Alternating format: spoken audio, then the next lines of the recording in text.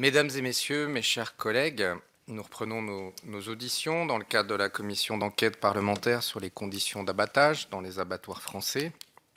Et ce matin, nous menons une audition concernant plus spécifiquement la question de l'abattage rituel, en présence des deux grandes institutions religieuses de l'islam et du judaïsme, le Conseil français du culte musulman, le CFCM, qui est une association régie par la loi de 1901, fondée en 2003.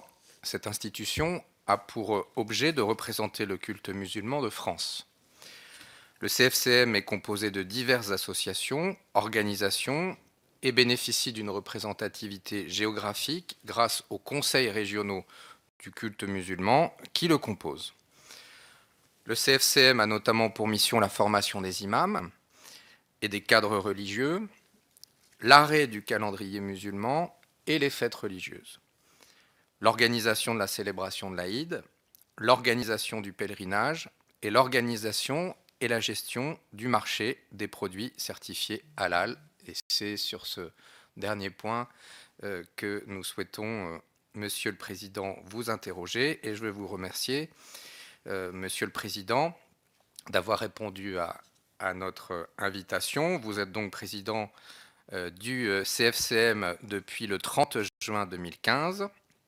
Vous avez succédé ainsi à Dalid Boubaker, que nous avons reçu il y a quelques jours dans le cadre de nos travaux.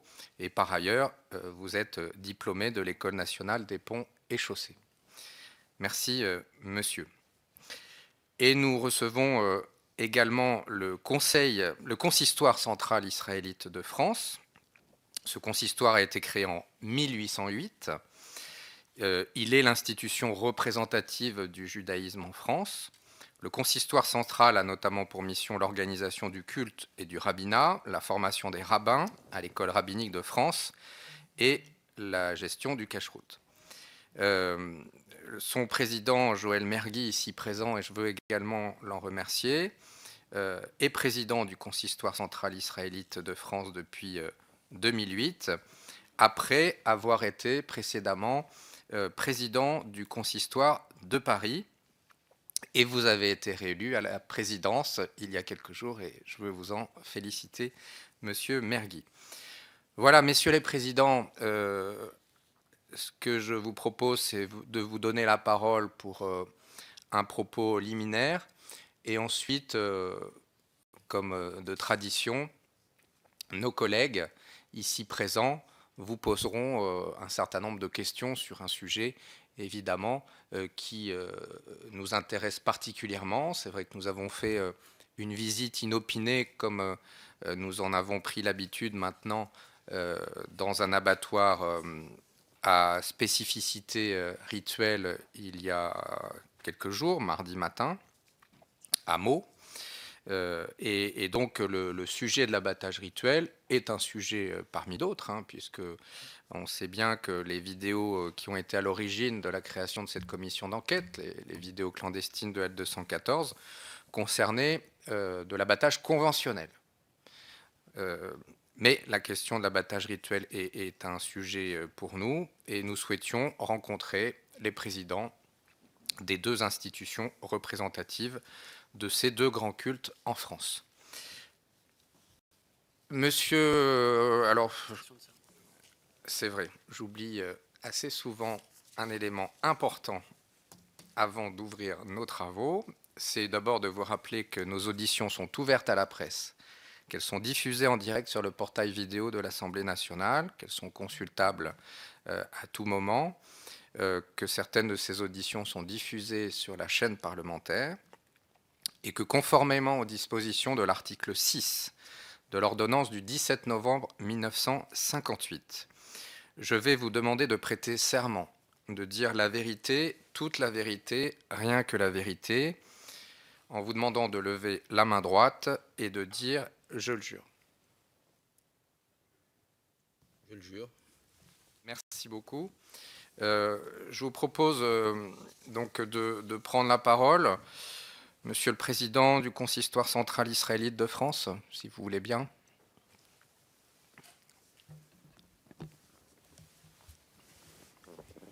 Monsieur le Président, Mesdames et Messieurs les parlementaires, Mesdames, Messieurs, merci de nous donner l'occasion d'un nouvel échange sur ce sujet. Vous l'avez rappelé, je suis président du Consistoire de Paris depuis 2006 et j'ai commencé mon mandat quasiment en même temps que la société a commencé à nous interroger sur cette pratique ancienne qui est la saignée rituelle. Et je n'imaginais pas, je dois le dire à titre liminaire, je n'imaginais pas passer tant de temps avec le grand rabbin Fison, que je crois vous avez auditionné, que nous avions nommé comme vétérinaire et rabbin sur ce sujet, que je passerai autant de temps sur ce sujet, et en France et dans différentes enceintes européennes. Donc je le redis parce que c'est important pour moi de le redire ici. Vous allez vraisemblablement, dans les différentes auditions que vous avez eues, vous allez avoir à prendre des décisions, peut-être à légiférer. Et il m'appartient peut-être, avant de répondre aux différentes questions pratiques et techniques, de revenir sur le climat aujourd'hui pour la communauté juive. Je viens, vous l'avez dit, d'être réélu, et j'ai repris les documents. Vous savez, quand on est tous des élus, hein, quand on se présente à des élections, on revoit quelles sont les priorités du moment qu'on propose aux personnes qui nous élisent. Et il y a une dizaine d'années, la question de défendre notre liberté religieuse en France et en Europe ne se posait quasiment pas. Ce n'était pas la priorité des Juifs de France, en tout cas. On était dans des priorités plus, je vais vous dire, par rapport au kasher, de se demander si on pouvait faire diminuer le prix du kasher pour la communauté juive, qui trouve que le prix est un peu trop élevé. Et au fur et à mesure, cette dernière élection, c'est priorité, sécurité des Juifs de France et liberté religieuse pour les Juifs de France. Donc c'est pour redire que c'est dans un moment, c'est solennel pour moi de m'exprimer ici devant vous, mais c'est important aussi de se dire que les Juifs sont aujourd'hui dans un moment d'interrogation sur leur avenir en France, d'interrogation par rapport à tous les événements qui ont touché de plein fouet la communauté juive. Je parle de la sécurité, sur laquelle l'État a pris des mesures exceptionnelles et exemplaires pour faire en sorte que la communauté juive continue à vivre à peu près correctement dans ses structures, et effectivement les différents points sur la liberté religieuse, dont la question qui nous touche aujourd'hui. Et je le redis parce que quand on est dans un moment de l'histoire où la préoccupation d'une partie des citoyens devient certains sujets, c'est aussi, je pense, le rôle de l'État, le rôle du législateur, de penser en fonction effectivement de cette partie de la communauté nationale. Alors, sans manger kasher, il n'y a pas d'avenir pour la communauté juive dans un pays. C'est une base fondamentale des règles du judaïsme.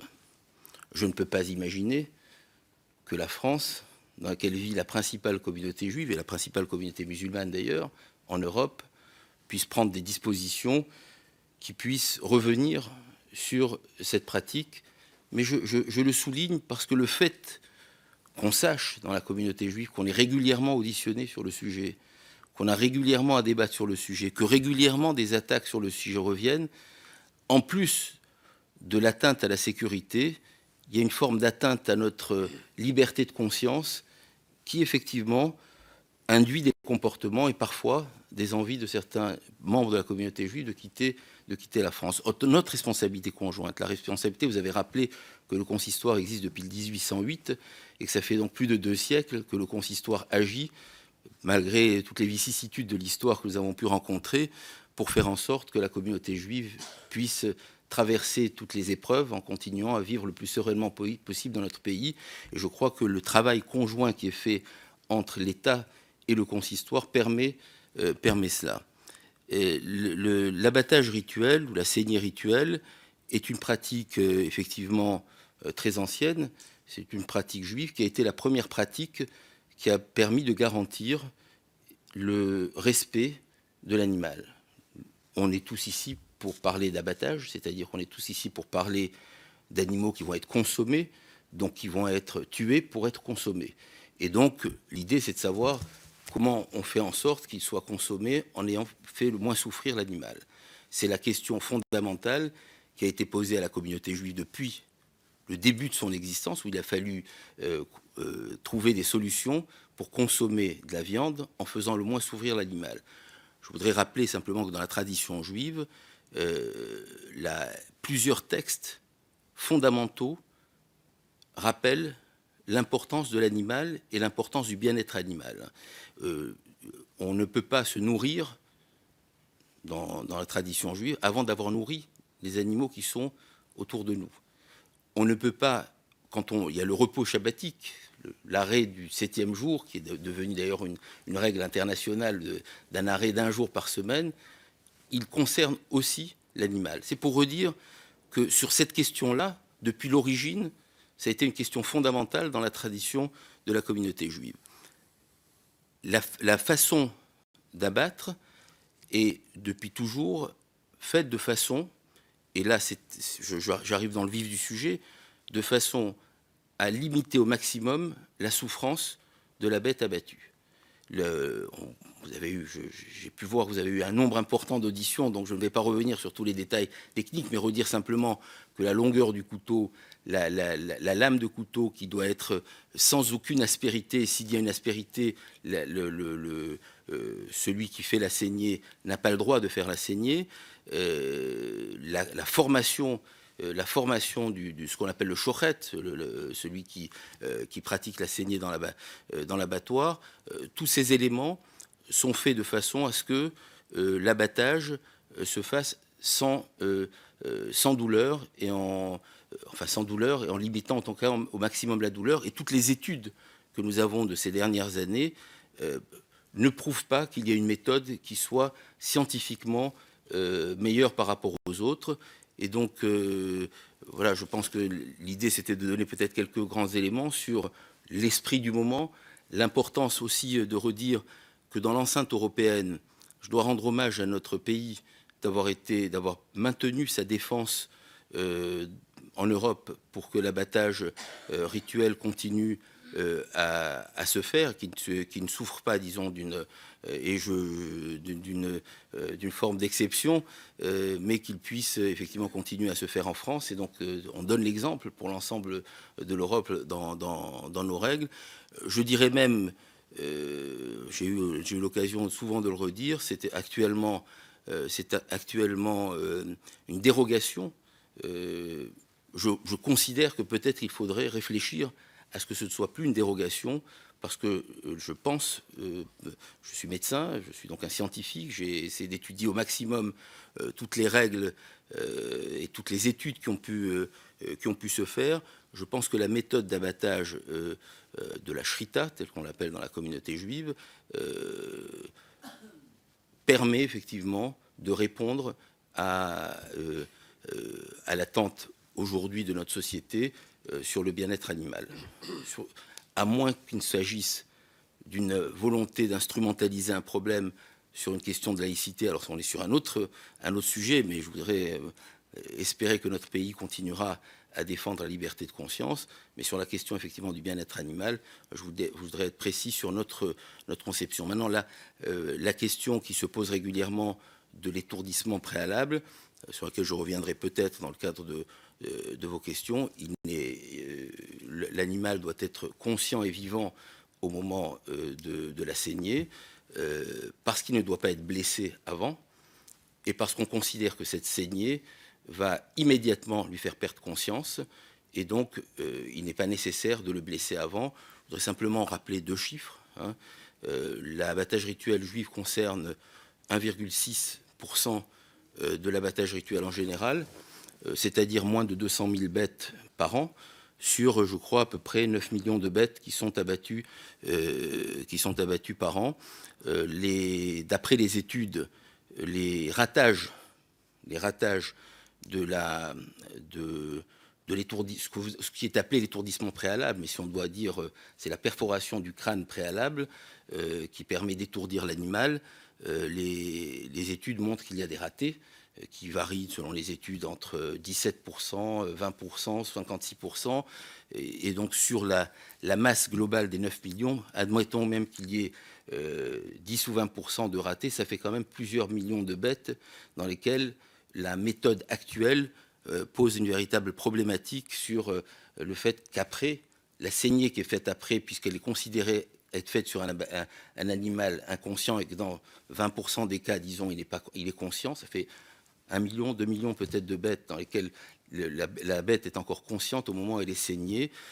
Sur les 200 000 bêtes qui sont abattues dans la communauté juive, il n'y a quasiment aucun raté.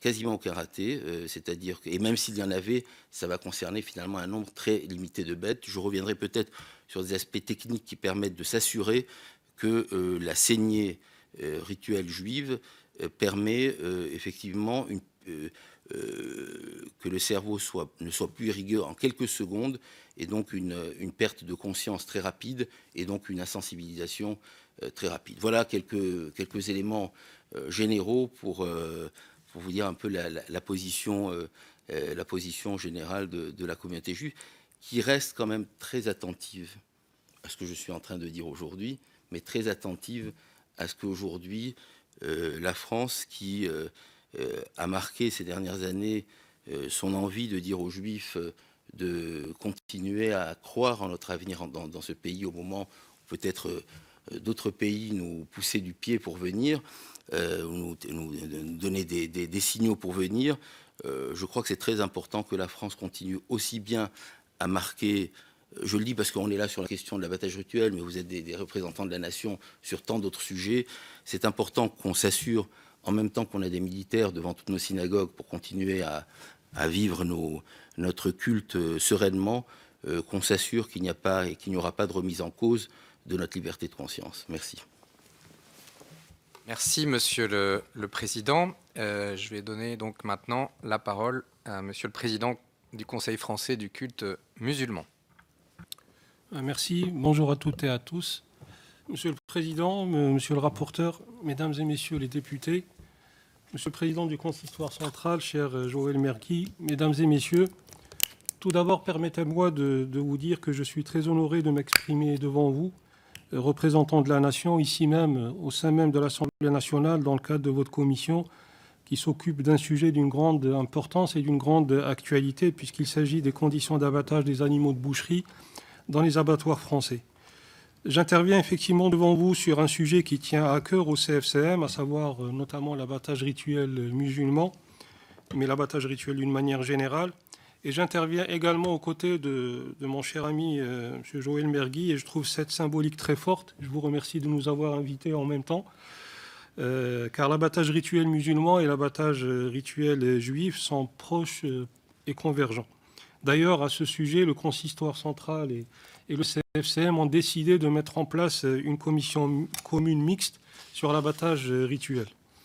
Bien sûr, comme vous l'avez rappelé, Monsieur le Président, cette audition intervient à un moment très particulier, puisqu'il y a eu la multiplication des cas de maltraitance des animaux sur certains abattoirs, et vous l'avez rappelé et précisé qu'il s'agissait plutôt d'abattage conventionnel et non d'abattage rituel. Et nous avons vu et relayé des enregistrements vidéo qui étaient insoutenables. Ça, c'est la première la première précision concernant ce contexte. Et puis, un deuxième contexte qui est plus particulier au culte musulman et aux musulmans de France, c'est la multiplication des cas de détection de traces, par exemple, de porc dans des produits certifiés halal, ce qui pose une vraie question de transparence et de crédibilité et de sincérité de la certification de l'abattage halal pour les musulmans de France.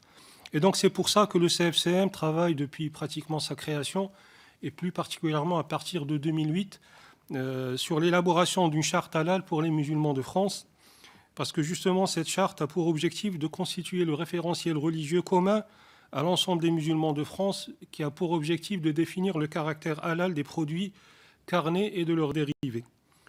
Et donc cette charte exprime également la volonté de l'institution, qui est le CFCM, de se doter d'un référentiel qui permet justement aux consommateurs musulmans d'être rassurés que les produits qu'ils consomment sont bien conformes aux principes religieux auxquels ils adhèrent. Et effectivement, malheureusement, il y a une utilisation non réglementée de plus en plus abusive du terme halal, entre guillemets, et les consommateurs musulmans s'inquiètent du manque de considération et exigent de plus en plus de transparence dans l'application du rituel islamique, de la même manière que nos amis juifs sont très très sensibles et très très regardants sur le respect de la saignée rituelle, comme vient de le rappeler Joël Mergui. Il faut savoir que cette charte halal est le fruit d'un travail de collaboration entre le CFCM et les différents acteurs musulmans qui sont engagés dans la filière halal. Depuis 2008, nous avons commencé à travailler ensemble avec eux. En mars 2011, on était pratiquement sur le point d'aboutir sur la signature d'une charte halal, mais il y avait quelques aspects sur lesquels il n'y a pas eu forcément consensus à l'époque, et notamment sur la question de l'étourdissement préalable. Mais depuis la mise en place de la nouvelle présidence collégiale du CFCM en juillet, nous avons remis donc ce groupe de travail avec l'ensemble des acteurs du halal en route depuis septembre dernier. Et effectivement, aujourd'hui, je peux vous dire qu'il y a un consensus qui s'est dégagé, à la fois au niveau national et au niveau international, et je reviendrai par la suite sur les conditions et les critères qui définissent précisément ce qu'est le halal pour les musulmans.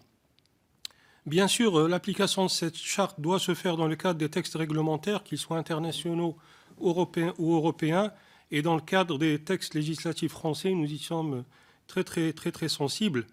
Alors, concernant la mise en œuvre de cette charte halal, comment nous la voyons, et ça c'est un point important, pour nous c'est une mise en œuvre qui doit être progressive, parce qu'il faut favoriser les conditions qui rendent possible l'application de cette charte, et le CFCM entame en ce moment même les discussions nécessaires avec les représentants des filières industrielles pour examiner avec eux les modalités d'évolution de leurs pratiques, que ce soit les installations, les équipements, les modes d'abattage.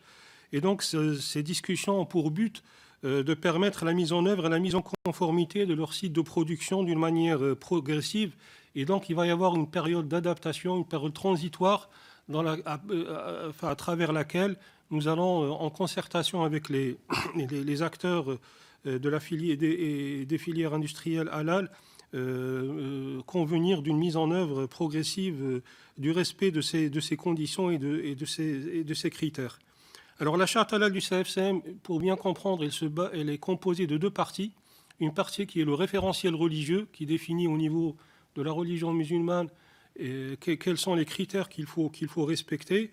Et puis il y a une deuxième partie qui est un guide un peu plus technique, un guide de procédure de suivi et de contrôle rituel du halal qui va, je dirais, s'attacher à la manière de certifier que dans tout le processus de transformation de la viande, de son abattage jusqu'à l'arrivée dans les rayons à la disposition des consommateurs, dans tout ce processus de transformation, les critères et les règles de l'abattage rituel musulman ont bien été respectés. Donc, concernant le référentiel religieux, qui est la première partie, ce travail a bien avancé et je peux vous annoncer qu'il a déjà eu l'aval des 3 grandes mosquées agréées par le ministère de l'Agriculture qui peuvent agréer les sacrificateurs et certifier les sacrificateurs qui sont les personnes qui mettent en œuvre l'abattage rituel dans les abattoirs, qui sont la Grande Mosquée de Paris, bien sûr, la Grande Mosquée d'Evry et la Grande Mosquée de Lyon.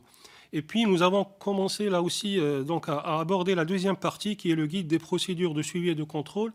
Et c'est dans le cadre de ce guide que nous envisageons de mettre en place une sorte de label halal qui est, je dirais, placé sous l'égide du CFCM avec des opérateurs qui permettront d'établir cette certification et ce label et qui garantira aux consommateurs musulmans, aux fidèles musulmans, le respect dans tout le processus d'abattage et de transformation des règles qui sont édictées par le référentiel religieux.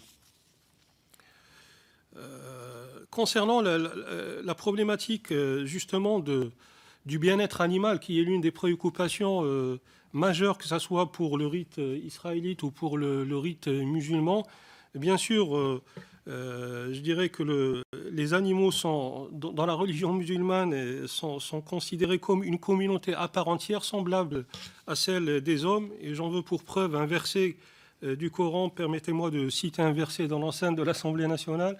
Mais je pense que puisqu'on parle d'abattage rituel, il est important que vous ayez connaissance de ces textes fondateurs et importants. Dans le Coran, verset 38 de la sourate 6, il est clairement indiqué: il n'est bête sur la terre ni oiseau volant de ses ailes qui ne forment des communautés semblables à vous. C'est-à-dire qu'à travers ce verset, dans la religion musulmane, la communauté, on parle des animaux comme une communauté, et ils sont considérés comme une communauté en tant que pratiquement au même niveau que la communauté des hommes. Et je dirais la tradition musulmane est également très très riche d'un certain nombre d'exemples de comportements du prophète sur le thème du bien-être animal.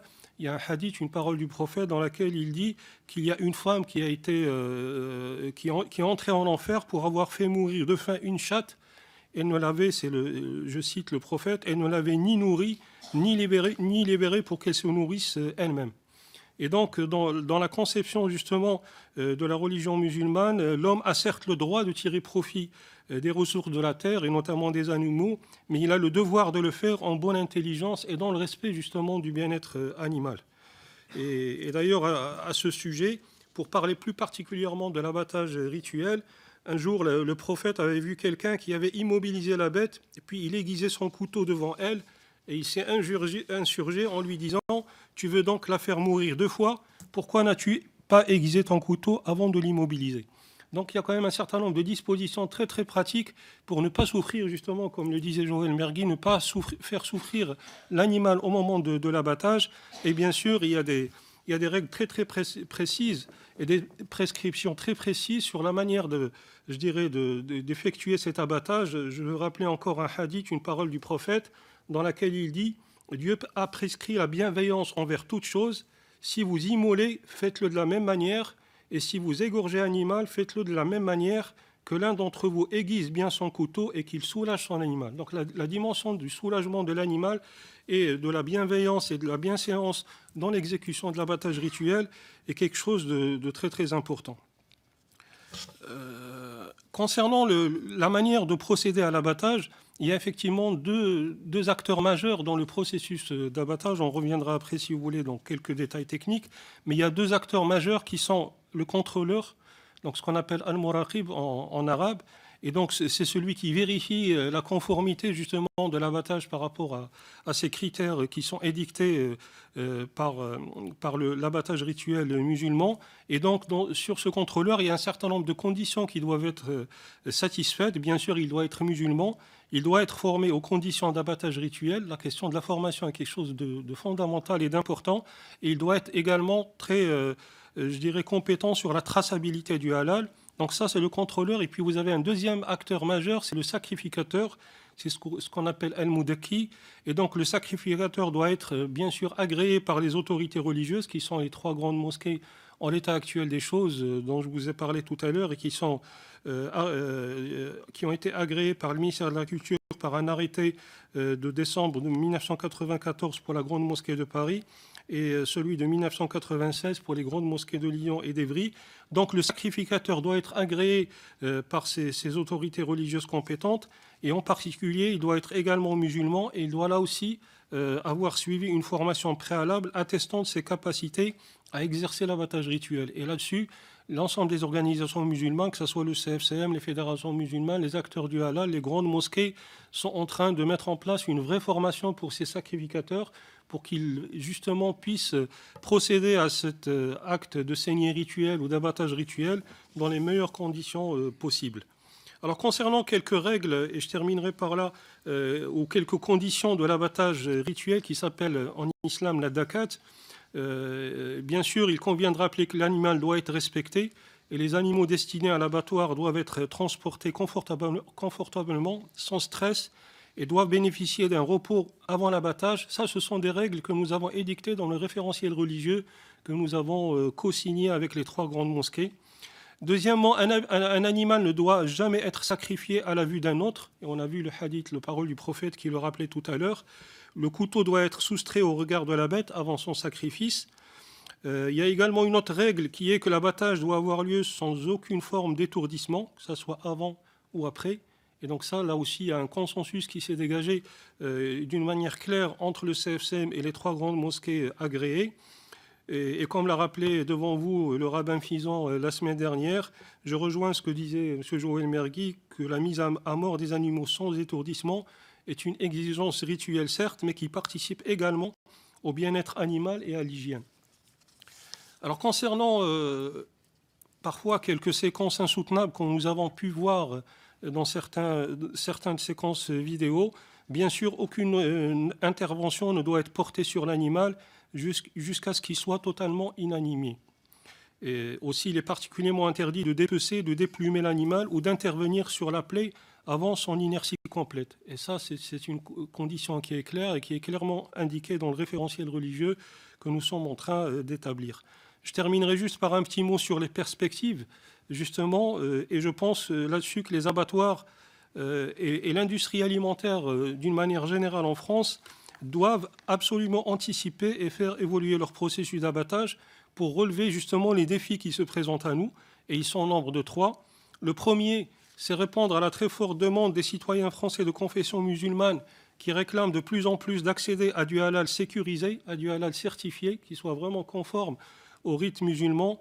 Il y a un certain nombre d'enquêtes aujourd'hui qui vont être publiées, notamment au mois de septembre dernier, par des organismes spécialisés qui disent qu'aujourd'hui, au sein des musulmans de France, 95% souhaitent accéder au halal et 80% aujourd'hui consomment du halal réellement. Donc 95% qui souhaiteraient consommer et 80% qui consomment du halal. Donc je pense que même si on parle en termes d'opportunités de marché, il y a un marché national important sur lequel les industriels français doivent se positionner. Le deuxième défi, c'est de répondre à la demande grandissante des pays musulmans qui exigent de plus en plus du halal sans étourdissement. Autant les années précédentes, dans les années 2000, il y avait des avis divergents. Aujourd'hui, il y a une lame de fond qui traverse l'ensemble des pays musulmans, que ce soit du Maroc jusqu'en Malaisie, où il y a de plus en plus un rejet catégorique de tout étourdissement, qu'il soit préalable ou post-mortem. Et donc là aussi, je pense qu'il y a beaucoup d'industriels français qui travaillent à l'exportation et ils doivent faire évoluer leurs pratiques pour pouvoir conserver, voire conquérir de nouveaux marchés à l'export. Et puis le troisième défi, c'est celui qu'on a souligné, c'est celui de répondre à la fois aux préoccupations du bien-être animal dans le respect des prérogatives de l'abattage rituel. Et je pense que c'est une préoccupation qui est très très forte et très très présente, que ce soit dans le culte musulman ou le culte israélite. Nous sommes des défenseurs des animaux avant tout.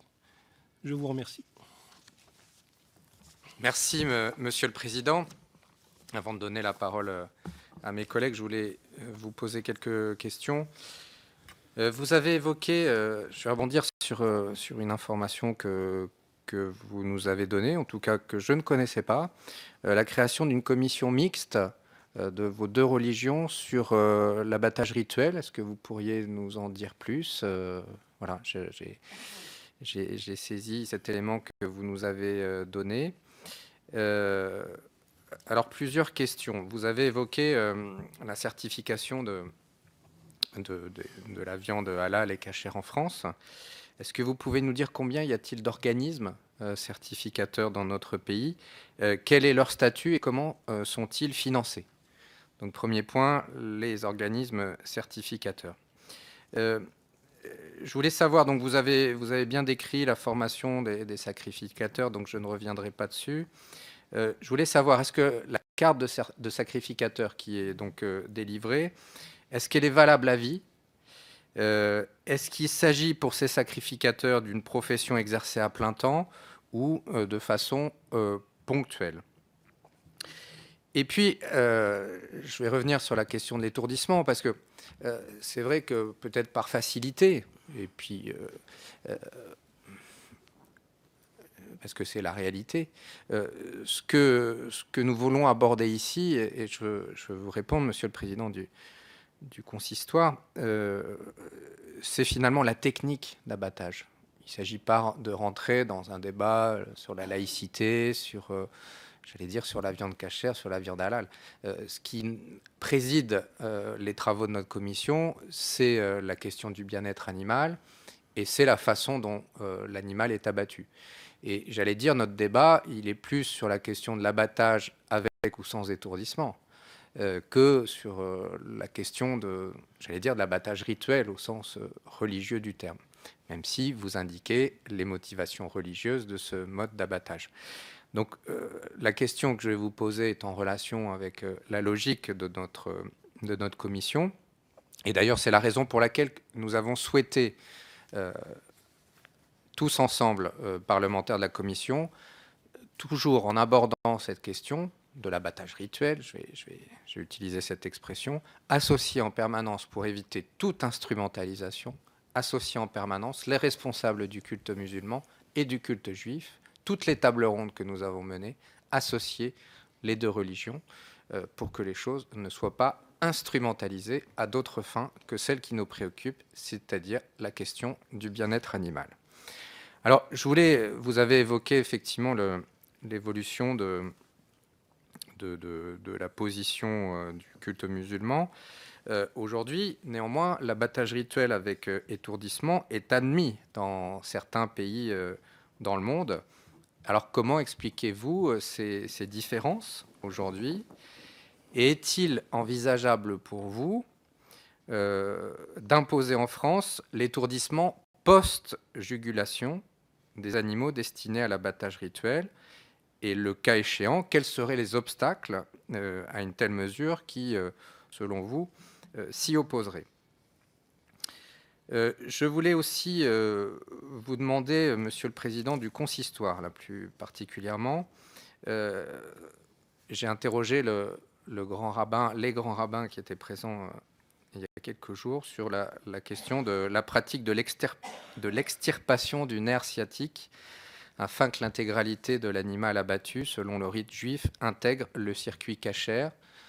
Y a-t-il une réflexion et comment les choses avancent et en quoi consiste la taxe de cache-route? Comment est-elle calculée et que finance-t-elle?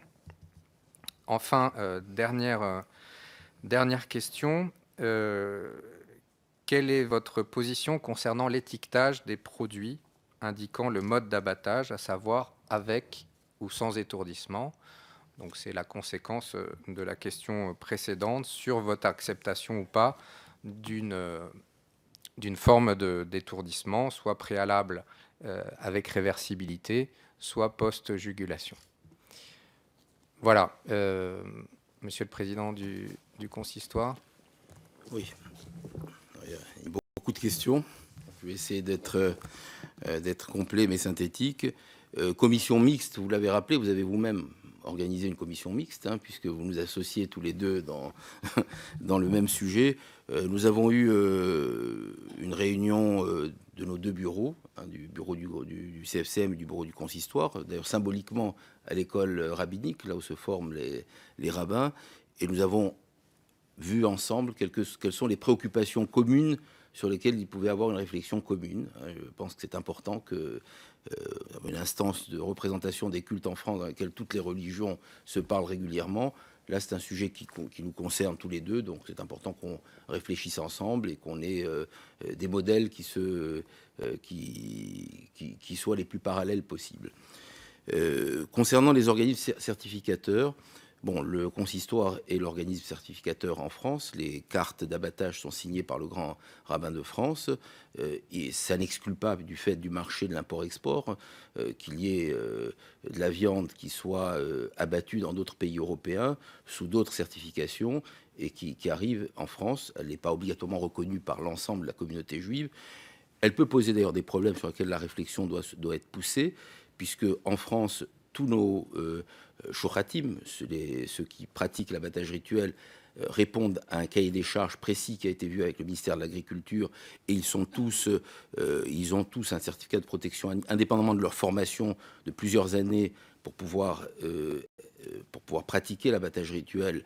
Ils ont le certificat de formation à l'hygiène, à la protection animale, ils l'ont tous eu, ils l'ont passé il y a 2 ans sous le contrôle de l'Institut de l'élevage, et ils ont été reçus à 100% après avoir une formation sur ce sujet.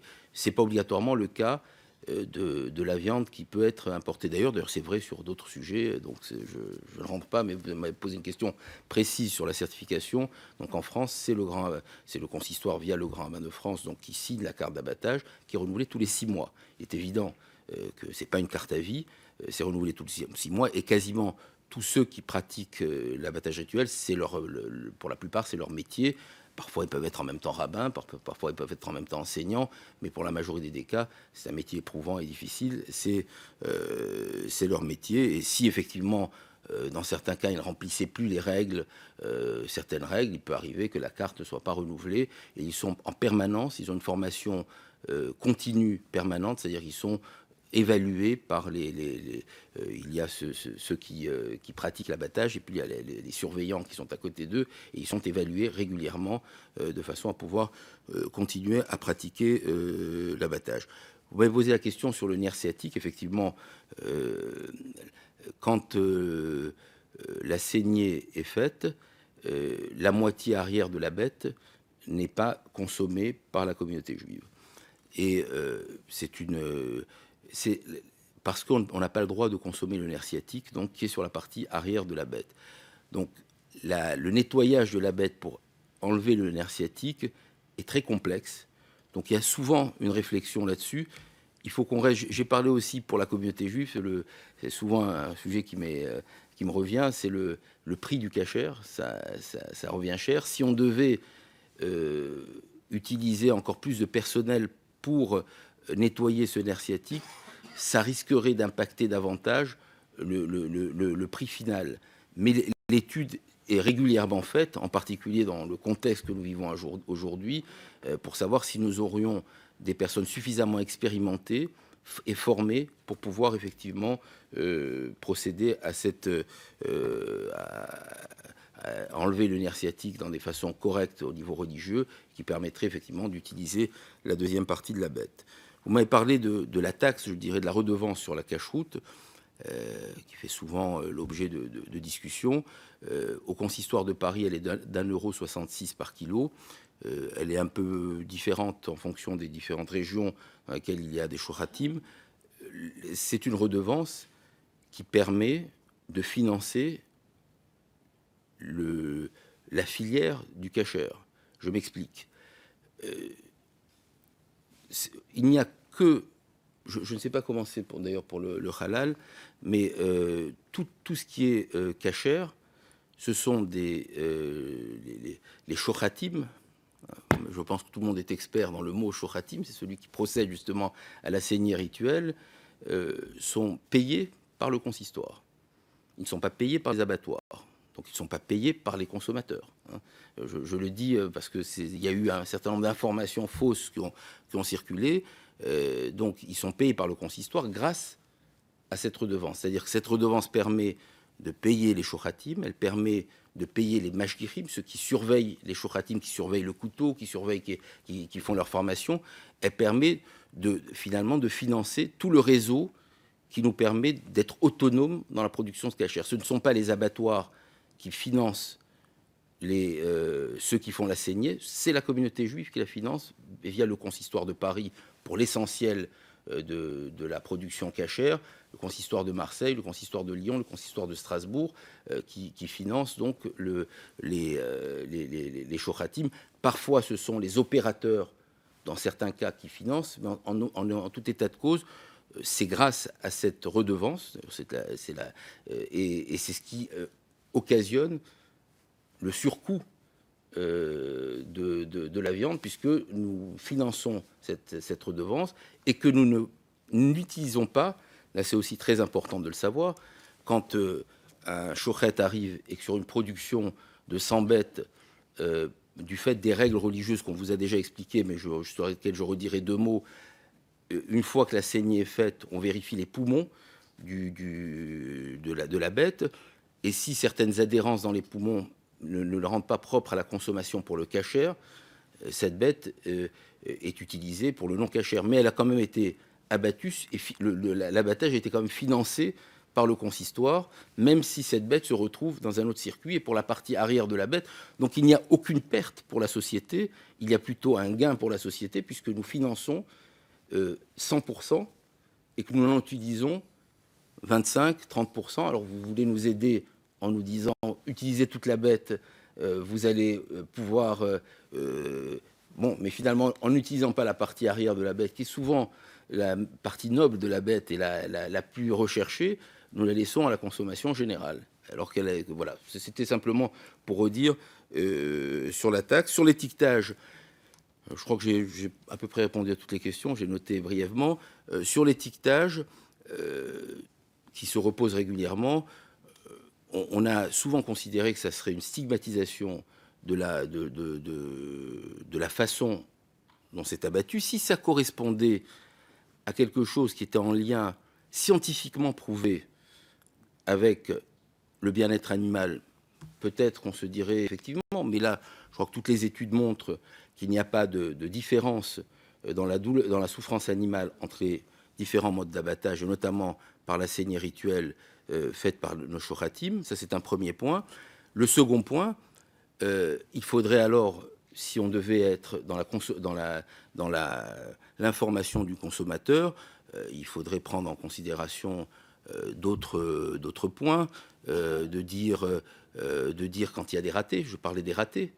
Ça voudrait dire que finalement, et ça tout le monde, c'est qu'il y a des ratés dans la perforation qui est faite pour étourdir la bête. Si on considère qu'il y a je prends le chiffre minimum 16% de ratés, ces 16%-là, est-ce qu'on va étiqueter que la bête a souffert? Parce que là, la bête a souffert. Parce que la personne qui, après qu'il y ait un ratage de l'étourdissement, qui va saigner la bête, elle ne le saigne pas dans les conditions dans lesquelles nous le saignons dans la communauté juive pour éviter la souffrance de la bête, elle le saigne comme s'il avait été, étourdi. Or, il n'a pas été étourdi. Est-ce que l'étiquetage prévoira tous les ratés?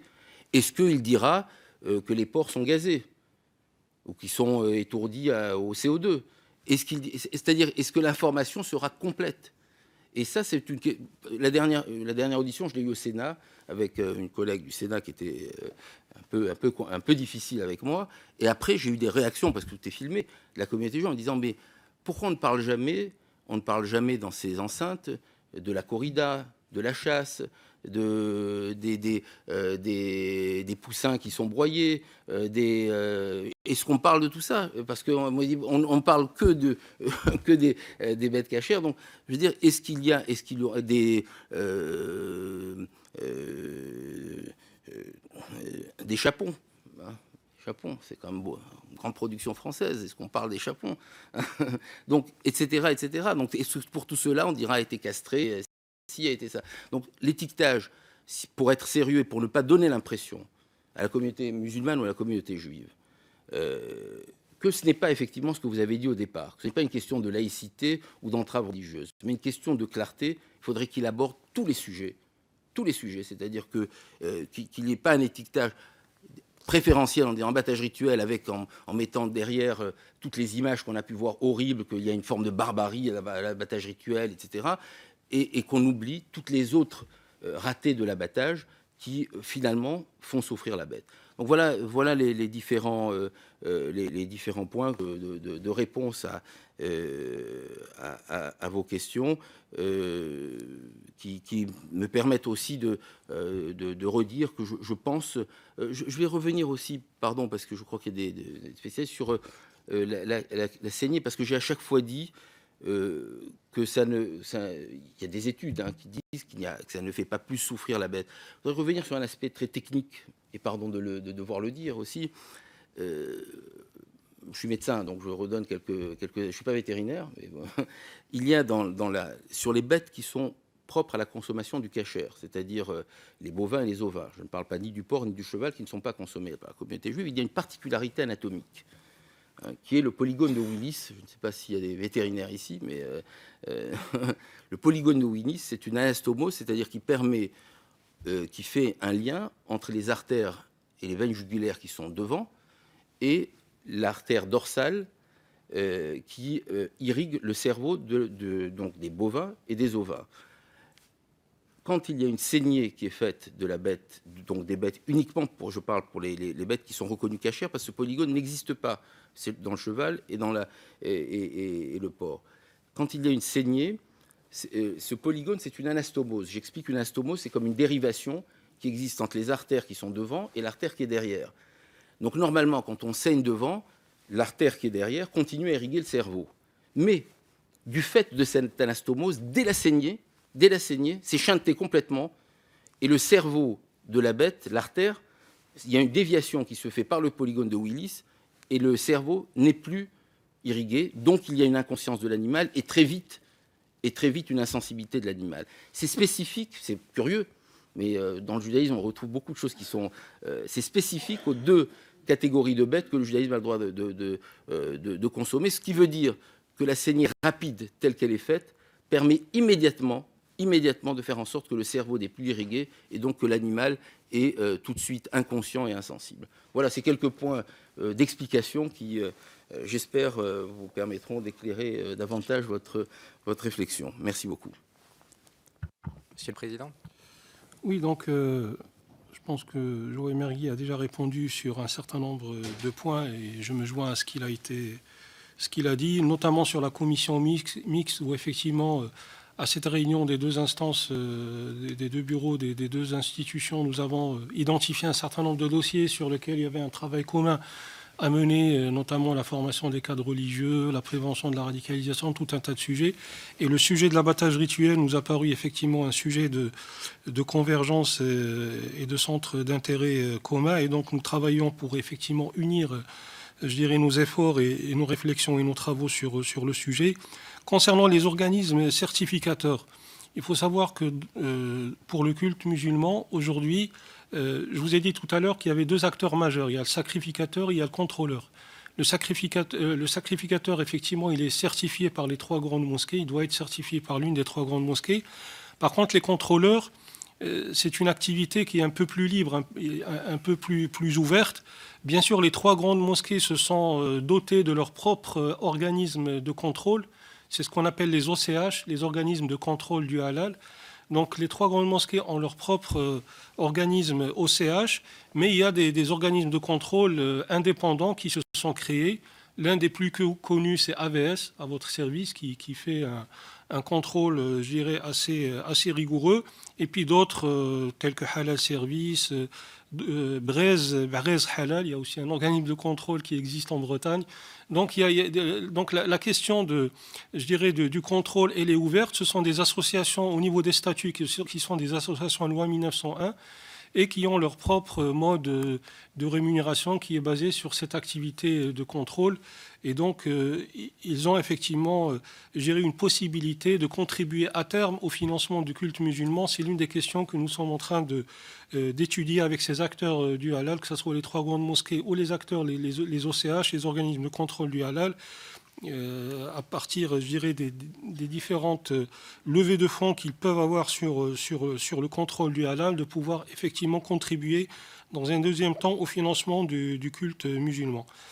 Sur les cartes de sacrificateurs, effectivement, ce sont des cartes temporaires. Bien sûr, il y a un cycle de renouvellement. Il y a parfois un renouvellement tous les ans, tous les 3 ans. Ça dépend un peu des organismes qui agréent ces sacrificateurs.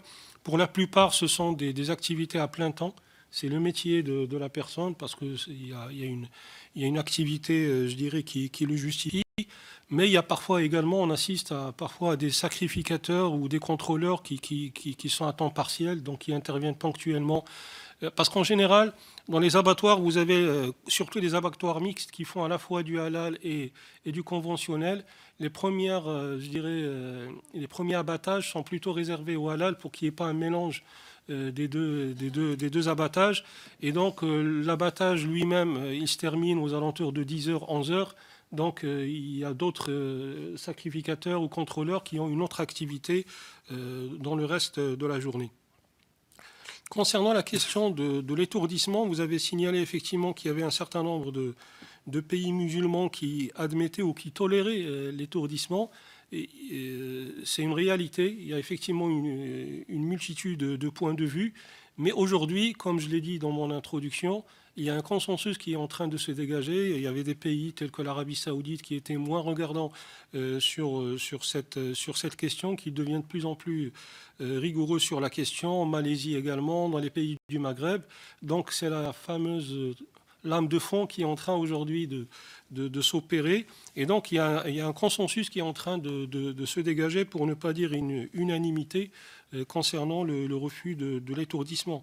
Et pour nous, l'étourdissement, qu'il soit ante ou post, jugulation, pour nous, c'est la même chose, parce que, comme l'a dit Joël Merrier tout à l'heure, l'animal doit être conscient et vivant.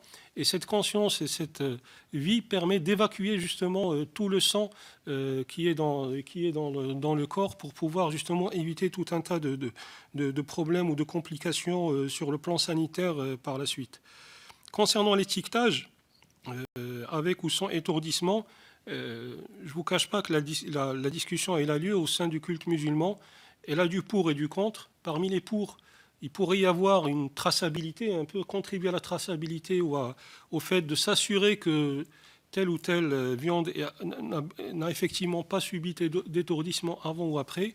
Mais il y a le gros moins, ou le gros désavantage qui a été souligné par Joël Merrier, qui est celui du risque de stigmatisation et celui de peut-être de pointer du doigt un certain type d'abattage en particulier. Donc je dirais qu'au côté culte musulman, nous sommes assez partagés sur la question.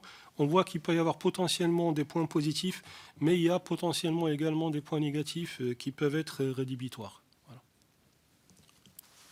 Merci, Monsieur le Président. Je vais donner la parole à Françoise Dubois. Merci, Monsieur le Président. Bonjour, messieurs. Vous avez eu des réponses très précises et je voulais vous poser les questions, donc je ne vais pas forcément me répéter. Mais je voulais surtout vous parler du bien-être animal. Ça, j'en suis convaincue. Vous nous avez démontré que vous étiez très attentifs. Et moi, je voulais vous parler du bien-être humain, effectivement, par rapport aux sacrificateurs. Et la question de notre président, vous l'a déjà posée par rapport à leur formation. Visiblement, ils ont une formation assez suivie, en plus une formation continue.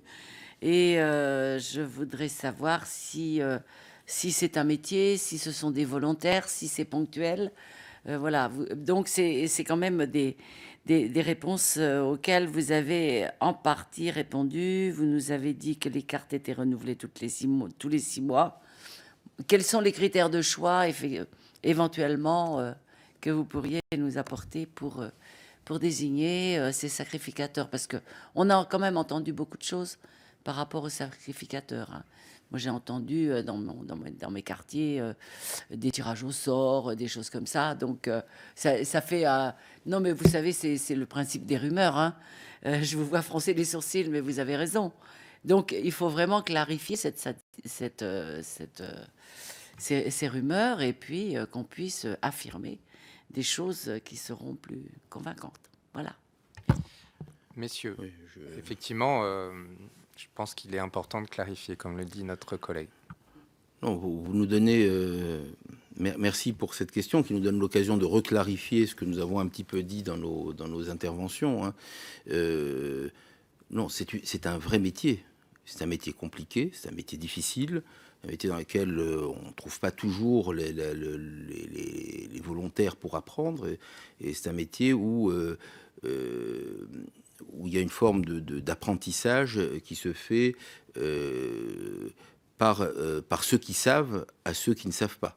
Hein, donc ça peut en aucune façon, vous parlez de tirage au sort, ça peut pas être n'importe qui, je pense qu'on l'imagine tous, hein, qui peut apprendre ce métier. Alors dans ce métier, il y a une composante religieuse, bien entendu, puisque les personnes qui sont choisies doivent avoir une connaissance des textes, et dans les textes talmudiques, il y a beaucoup de parts à la question du bien-être animal, hein, quand on relit les textes qui doivent être appris. Parce que je rappelle que le principe initial, reprenons plusieurs décennies, plusieurs siècles en arrière, quand ça a été mis en place, c'est le principe que la saignée doit être immédiate et qu'il ne faut pas faire souffrir l'animal. Donc l'apprentissage sur la lame de couteau qui doit être très aiguisée, qui doit être vérifié doublement par celui qui le fait, par un surveillant. Donc c'est la façon dont on doit procéder sans appuyer fort, en étant très rapide. Je crois que chacun a pu se blesser une fois avec une lame très fine ou avec même une feuille de papier et se retrouver à saigner sans s'être rendu compte qu'il s'était blessé. C'est un petit peu ça le principe. C'est que, et dans les études, on montre que au moment de la saignée, la bête peut ne rien sentir, c'est après qu'elle va être endormie, étourdie. Donc il y a une méthode qui est apprise sur plusieurs années avant de pouvoir prétendre à exercer lui-même. Ça, c'est sur la partie, si on peut dire, la connaissance des textes, la connaissance de la méthode, de la technique, la connaissance effectivement de l'animal, de comment... c'est pas les mêmes sacrificateurs qui s'occupent de volailles et qui s'occupent d'ovins et de bovins. On a des sacrificateurs qui sont différents avec des spécialités différentes. Donc ça, c'est vraiment c'est un métier hyper spécialisé avec de siècle en siècle, et à travers les différents pays dans lesquels la communauté juive a vécu, un apprentissage qui se fait par ceux qui savent. Et il y a des pays où il n'y a plus personne qui sait, donc il faut envoyer des gens d'autres pays où on sait pour ce métier. Et puis il y a la partie qui est plus réglementaire, qui est récente, qui a été négociée d'ailleurs, je faisais partie avec le ministère de l'Agriculture, qui est la formation en hygiène, la formation en bien-être animal. C'était depuis 2013 ou 2014, où, comme je l'ai rappelé, tous ceux qui pratiquent l'abattage rituel et qui ont, pour avoir droit au renouvellement de la carte signé par le Grand Rabbin de France, il fallait avoir cette certification, et donc ils sont tous en possession. Donc, et il y a des stages pratiques et une évaluation régulière de leur capacité à continuer à être, je vais donner, si un shochet vieillit ou qu'il est malade, il peut perdre de cette pratique qui doit être effectivement immédiate et sans faire souffrir la bête, et donc ceux qui le surveillent vont lui interdire de continuer à faire, ce qui peut d'ailleurs parfois poser des problèmes dans le droit du travail, parce que ce sont des salariés d'institutions. Donc c'est pour vous dire, c'est fait de façon très consciencieuse, très rigoureuse, et bon, une institution qui est là depuis des siècles, et donc et une pratique qui est très ancienne, et donc qui est bien encadrée, aussi bien donc dans les règles religieuses, dans les règles du métier, de fonctionnement, de la façon de faire, de la technique, et dans les règles d'hygiène qui sont celles qui existaient déjà. Je voudrais aussi rajouter un point. J'ai parlé de la vérification de la bête. C'est-à-dire qu'une fois que la bête est abattue, le surveillant doit vérifier les poumons. Et c'est aussi une aide vétérinaire, parce que parfois il arrive que le surveillant trouve une maladie sur la bête. Donc, toutes les bêtes qui sont recalées, si on peut dire, par le surveillant qui est là, sont vérifiées par les services vétérinaires. Il peut arriver, effectivement, que ce soit une aide vétérinaire au vétérinaire qui fait son métier dans le circuit d'abattage. Voilà quelques éléments pour, j'espère avoir répondu précisément à votre question. Non, juste un petit complément. Effectivement, la question de la formation est fondamentale pour nous. Il fut un temps, effectivement, où l'abattage rituel musulman était plutôt, je dirais, minoritaire, artisanal peut-être, dans un premier temps. Là, aujourd'hui, on commence à rentrer dans une ère industrielle avec des chaînes d'abattage conséquentes, et on ne peut plus se permettre, effectivement, des approximations. Et donc là, il y a un vrai travail qui est en train d'être fait avec des organismes dédiés qui vont, je dirais, administrer cette formation. On les a déjà montés il y a 3-4 ans, par rapport à l'abattage pendant les 3 jours de l'Aïd, parce que là, il y a une forte demande d'abattage de moutons pendant les 3 jours de l'Aïd, El-Kébir ou El-Adha pour les musulmans. Et donc, il y a des formations appropriées qui ont lieu, je dirais, avant cette période-là. Et donc, c'est pour des sacrificateurs ponctuels. Mais au-delà de ces sacrificateurs ponctuels pour lesquels nous avons mis une formation appropriée, maintenant les sacrificateurs agréés, et je l'ai rappelé tout à l'heure, dans la charte halal du CFCM, on indique clairement qu'ils doivent être formés en bonne et due forme. Et donc nous sommes en train de professionnaliser cette formation-là pour qu'il n'y ait plus d'approximation à l'avenir. Merci. Jacques Lamblin. Merci, Monsieur le Président. Messieurs les présidents, comme tout le monde ici, je vous ai écouté avec la plus extrême attention et quelquefois avec un peu de surprise, je dois le dire. En préambule, je voudrais dire, et cela a été affirmé par le Président, et je pense pouvoir le dire, partagé par l'ensemble des membres de la Commission, notre objectif n'est évidemment pas de nous attaquer à la liberté du culte et à la pratique religieuse ou à certaines exigences qui sont liées à votre culte. Notre problème est uniquement d'enquêter sur la situation dans les abattoirs et, au-delà de l'enquête, de proposer des solutions qui évitent des souffrances inutiles aux animaux lorsqu'ils passent à l'abattoir. Nous devons faire cela en essayant de trouver, si des propositions doivent venir, un équilibre entre les exigences qui sont les vôtres, que vous avez formulées avec force, et puis les attentes de la société. Et la société a considérablement évolué au cours de ces dernières années, de ces quelques dizaines d'années, où l'animal est désormais, et la loi le dit depuis peu de temps, reconnu comme un être sensible. Et si la société, si la loi a évolué, c'est parce que, en amont, dans la société, le nombre de personnes qui attachent beaucoup d'importance au respect de la sensibilité des animaux, au respect à ce qu'on fasse en sorte que les animaux ne souffrent pas, eh bien, ce nombre va grandissant. Et c'est d'ailleurs pour cela que lorsqu'il y a eu les vidéos dont on a parlé tout à l'heure, il y a eu une telle réaction populaire, une réaction absolument massive. Donc nous devons trouver, ou proposer tout au moins, des solutions, essayer de trouver un chemin qui convienne à tout le monde. C'est l'esprit, en tout cas, qui m'anime à titre personnel. Alors, face à cette crainte qui peut exister de souffrance animale dans les abattoirs, en particulier lors de l'abattage rituel, vous avez une position, l'un et l'autre, qui est de dire « il ne souffre pas ». Bon, vous l'affirmez, il ne souffre pas. Le problème, c'est que vous êtes un peu les seuls à le dire. Hein, on a d'autres auditions, de nombreuses auditions, où on a des descriptions qui sont infiniment plus rudes que celles que vous avez pu faire, des observations qui ont pu être faites par les uns et par les autres. Il y a donc, si vous voulez, nous, on a des informations qui sont totalement divergentes sur la question.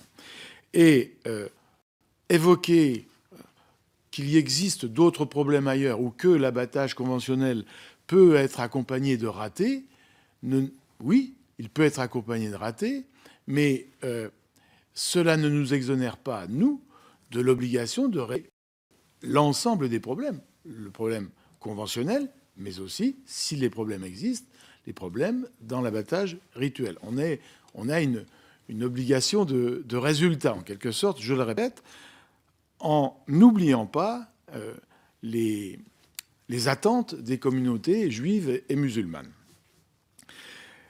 Alors, une fois qu'on a dit qu'il fallait trouver une solution, il faut aller au-delà de l'affirmation, et je voudrais vous poser deux questions. La première question, c'est que, et vous l'avez dit l'un et l'autre, le bien-être animal, le respect des animaux est fondamental, fait partie d'ailleurs des préceptes contenus dans les livres saints de vos religions respectives et dans des pratiques plusieurs fois millénaires. Parmi ces prescriptions, il y en a une que vous avez rappelée, c'est que l'animal doit être respecté, doit être tranquille, ne doit pas être inquiet. C'est ce qui ressortait en tout cas des sourates ou des propos que vous avez pu tenir. Sourate pour vous, monsieur, communauté musulmane, et puis les propos, monsieur le président, que vous avez pu tenir également. Il y a donc le respect de la tranquillité de l'animal. C'est une première règle qui compte pour vous. Et puis, il y a une deuxième règle, c'est qu'il doit être saigné, conscient, il doit être dans son intégrité physique au moment où il est saigné. Alors, il est permis de penser que, en voulant respecter cette deuxième règle, c'est-à-dire l'animal doit être dans son intégrité physique au moment où il reçoit le coup de couteau fatal, il n'est pas forcément paisible et empli de quiétude. Alors, on a l'impression que cette première règle, qui est tout aussi importante à vous dire que la seconde, est un petit peu laissée de côté au profit de la seconde qui semble prendre une importance absolument incontournable. L'une peut être un petit peu glissée de côté, et l'autre, elle, est incontournable. C'est un petit peu le sentiment qu'on peut éprouver. Alors, expliquez-moi comment est-ce qu'on peut concilier ces deux impératifs que je viens d'évoquer. Donc ça, c'est ma première question. Deuxièmement, vous êtes hostiles l'un et l'autre, et je suis surpris d'apprendre qu'il y a une vague au niveau de la communauté musulmane dans ce sens-là, parce que j'avais le sentiment, au travers des travaux que j'ai pu accomplir, plutôt d'une tendance inverse où on avait un peu différentes options qui étaient possibles. Enfin, en tout cas, on peut comprendre que le fait de saigner l'animal en pleine conscience, c'est nécessaire pour que la saignée soit complète. C'est-à-dire qu'il faut que le cœur fonctionne jusqu'au bout pour que le sang soit évacué du corps de l'animal. En effet, pour vos religions respectives, il ne faut pas consommer de sang. Donc ça, on peut le comprendre. Mais, donc, première règle, l'animal doit être dans son intégrité physique. Deuxièmement, il faut qu'il soit saigné complètement. Mais quand on propose un étourdissement dit réversible, pratiqué avant la saignée, un étourdissement réversible, c'est-à-dire l'animal est inconscient, mais si on en arrête là, il peut revenir à la conscience. Donc, on peut quand même assimiler, conserver dans l'idée que l'animal a une intégrité physique respectée dans la mesure où l'étourdissement est réversible. Et en particulier, l'animal a le cœur qui bat toujours. Donc, la garantie de saignée totale existe toujours. Première solution possible. Deuxième solution possible, c'est l'étourdissement post-cut, c'est-à-dire juste après le coup de couteau. Vous l'avez dit, Monsieur Merrier, c'est vrai que quand on se coupe avec un instrument effilé, on ne sent rien. C'est vrai, on l'a tous pratiqué, on a tous subi cela. Sauf que quelques secondes plus tard, on sent quelque chose. On a mal quelques secondes plus tard. Et c'est très probablement le cas aussi pour les animaux qui reçoivent le coup de couteau. Dans les premières secondes, il n'y a pas de signe de douleur, mais après, ça n'est plus tout à fait la même chose. Et donc, l'étourdissement post-cut, c'est-à-dire juste après que le coup de couteau a été donné dans le respect de votre rituel, l'étourdissement post-cut contribuerait à garantir que l'animal ne souffre pas, sans pour autant interrompre le fonctionnement du cœur, donc tout en permettant que l'évacuation du sang soit totale et que donc vos exigences rituelles soient respectées. Et je vous avoue que j'ai beaucoup de mal à comprendre que même pour le post-cut, l'une et l'autre de vos religions soient en opposition à cette idée qui, me semble-t-il, permettrait de concilier tous les points de vue. Merci Jacques. Monsieur le Président. Oui. Je vais peut-être me redire un peu, me répéter, puisque vous abordez ces questions. Merci du préalable, dont je ne doute pas, hein, mais c'était pour moi quand même important, dans une séance de cette qualité, avec de nombreux élus, de rappeler aussi des éléments de contexte. Et je ne doute pas que l'intention de celles et ceux qui sont présents ici est une intention uniquement liée au bien-être animal et pas à d'autres considérations. Mais vous êtes aussi conscient que l'instrumentalisation de ces discussions peut être également faite sur d'autres sujets, en utilisant ce sujet sur d'autres considérations qui concernent aujourd'hui les positions de la communauté juive et de la communauté musulmane en France et en Europe. D'où la sensibilité du sujet et d'où la précaution que vous prenez et que nous prenons dans ces propos. Alors,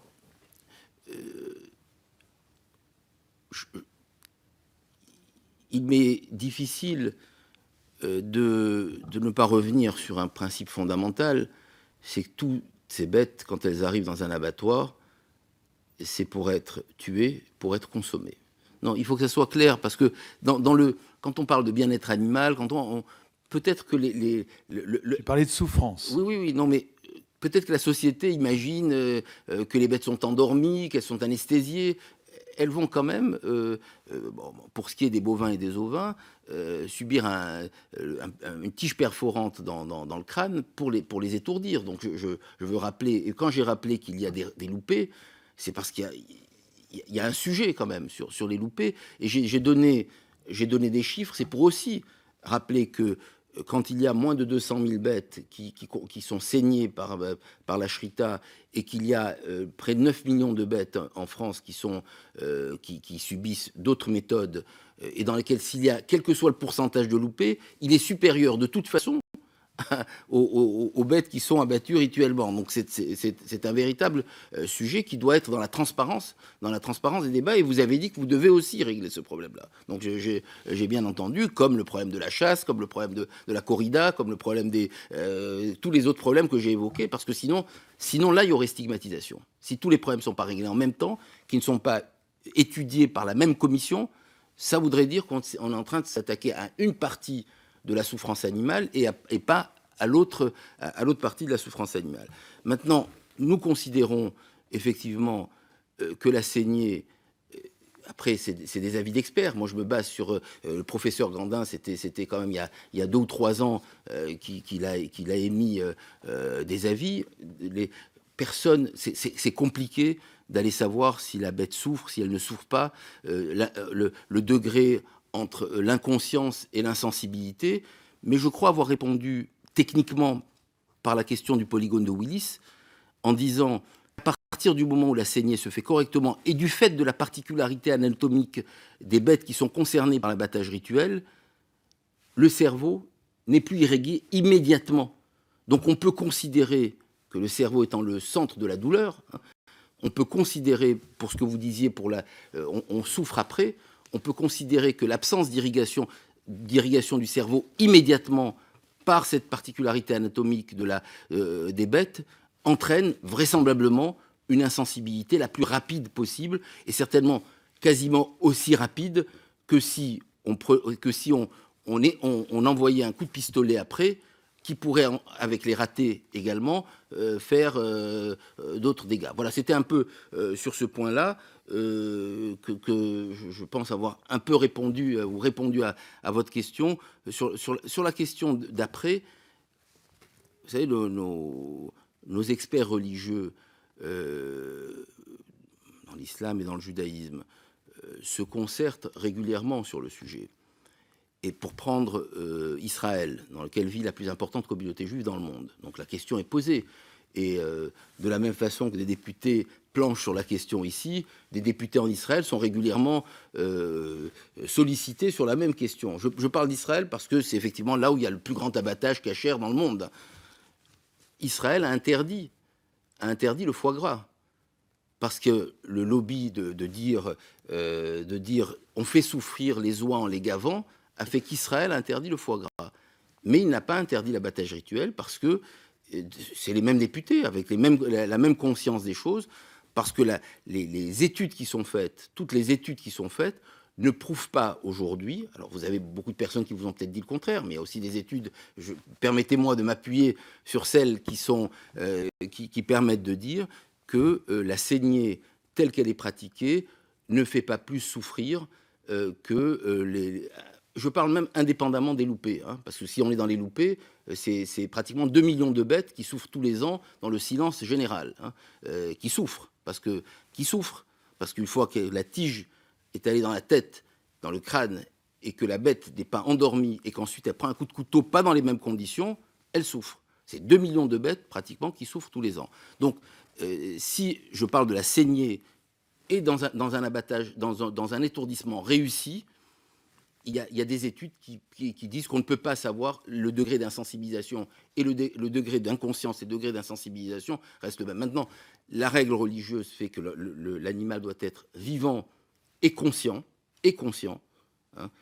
Donc, s'il est endormi, il n'est plus conscient. Même si son cœur continue à fonctionner, il n'est plus conscient, et donc on n'est plus dans la règle religieuse telle qu'elle est là. Et cette règle religieuse, je le répète, en étant même redondant, n'est pas en contradiction avec le bien-être de cet animal qu'on doit ensuite abattre pour qu'il soit consommé. Déjà, je souscris totalement à ce qui a été dit par Joël Mergui. J'apporterai juste quelques compléments là aussi. Donc, par rapport à la question effectivement du préalable, qu'il n'y a pas d'attaque à la liberté de culte, je pense qu'on est tous d'accord là-dessus et on peut que s'en réjouir. Maintenant, par rapport à la question que nous affirmons que les bêtes ne souffrent pas alors que les études démontrent le contraire, là aussi, je peux aussi vous faire référence à des études dont dispose le CFCM et qui vont dans le même sens des études dont dispose le consistoire et qui démontrent l'inverse. Et on peut vous mettre à disposition ces études-là sans aucun problème. Il y a juste une petite question, une petite précision par rapport à la question suivante, qui était le fait de dire que pourquoi ne pas accepter un étourdissement post-jugulation et qu'il fallait peut-être admettre parfois un étourdissement réversible. La question, lorsque l'étourdissement réversible a été toléré à un certain temps pour l'abattage rituel musulman, c'est surtout pour éviter que la cause réelle ou définitive de la mort soit l'étourdissement lui-même et pas la saignée.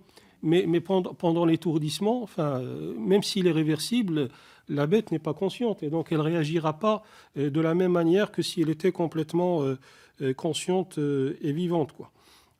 Maintenant, par rapport au fait de rechercher un équilibre entre le respect du bien-être animal et le respect des conditions exigées par l'abattage rituel, ça a été ma conclusion, c'était mon mot de la fin, où j'ai dit qu'il y avait un vrai défi qui nous est lancé tous ensemble, c'est d'arriver à trouver effectivement un équilibre. Et s'il y a des améliorations possibles dans les techniques d'abattage sans étourdissement, ni avant ni après, je réinsiste, nous sommes prêts. Je pense que le grand rabbin de France l'a dit également et le recteur d'Ali Boubaker la semaine dernière. Nous sommes prêts à avancer avec vous. Nous sommes ouverts à des évolutions des technologies et autres.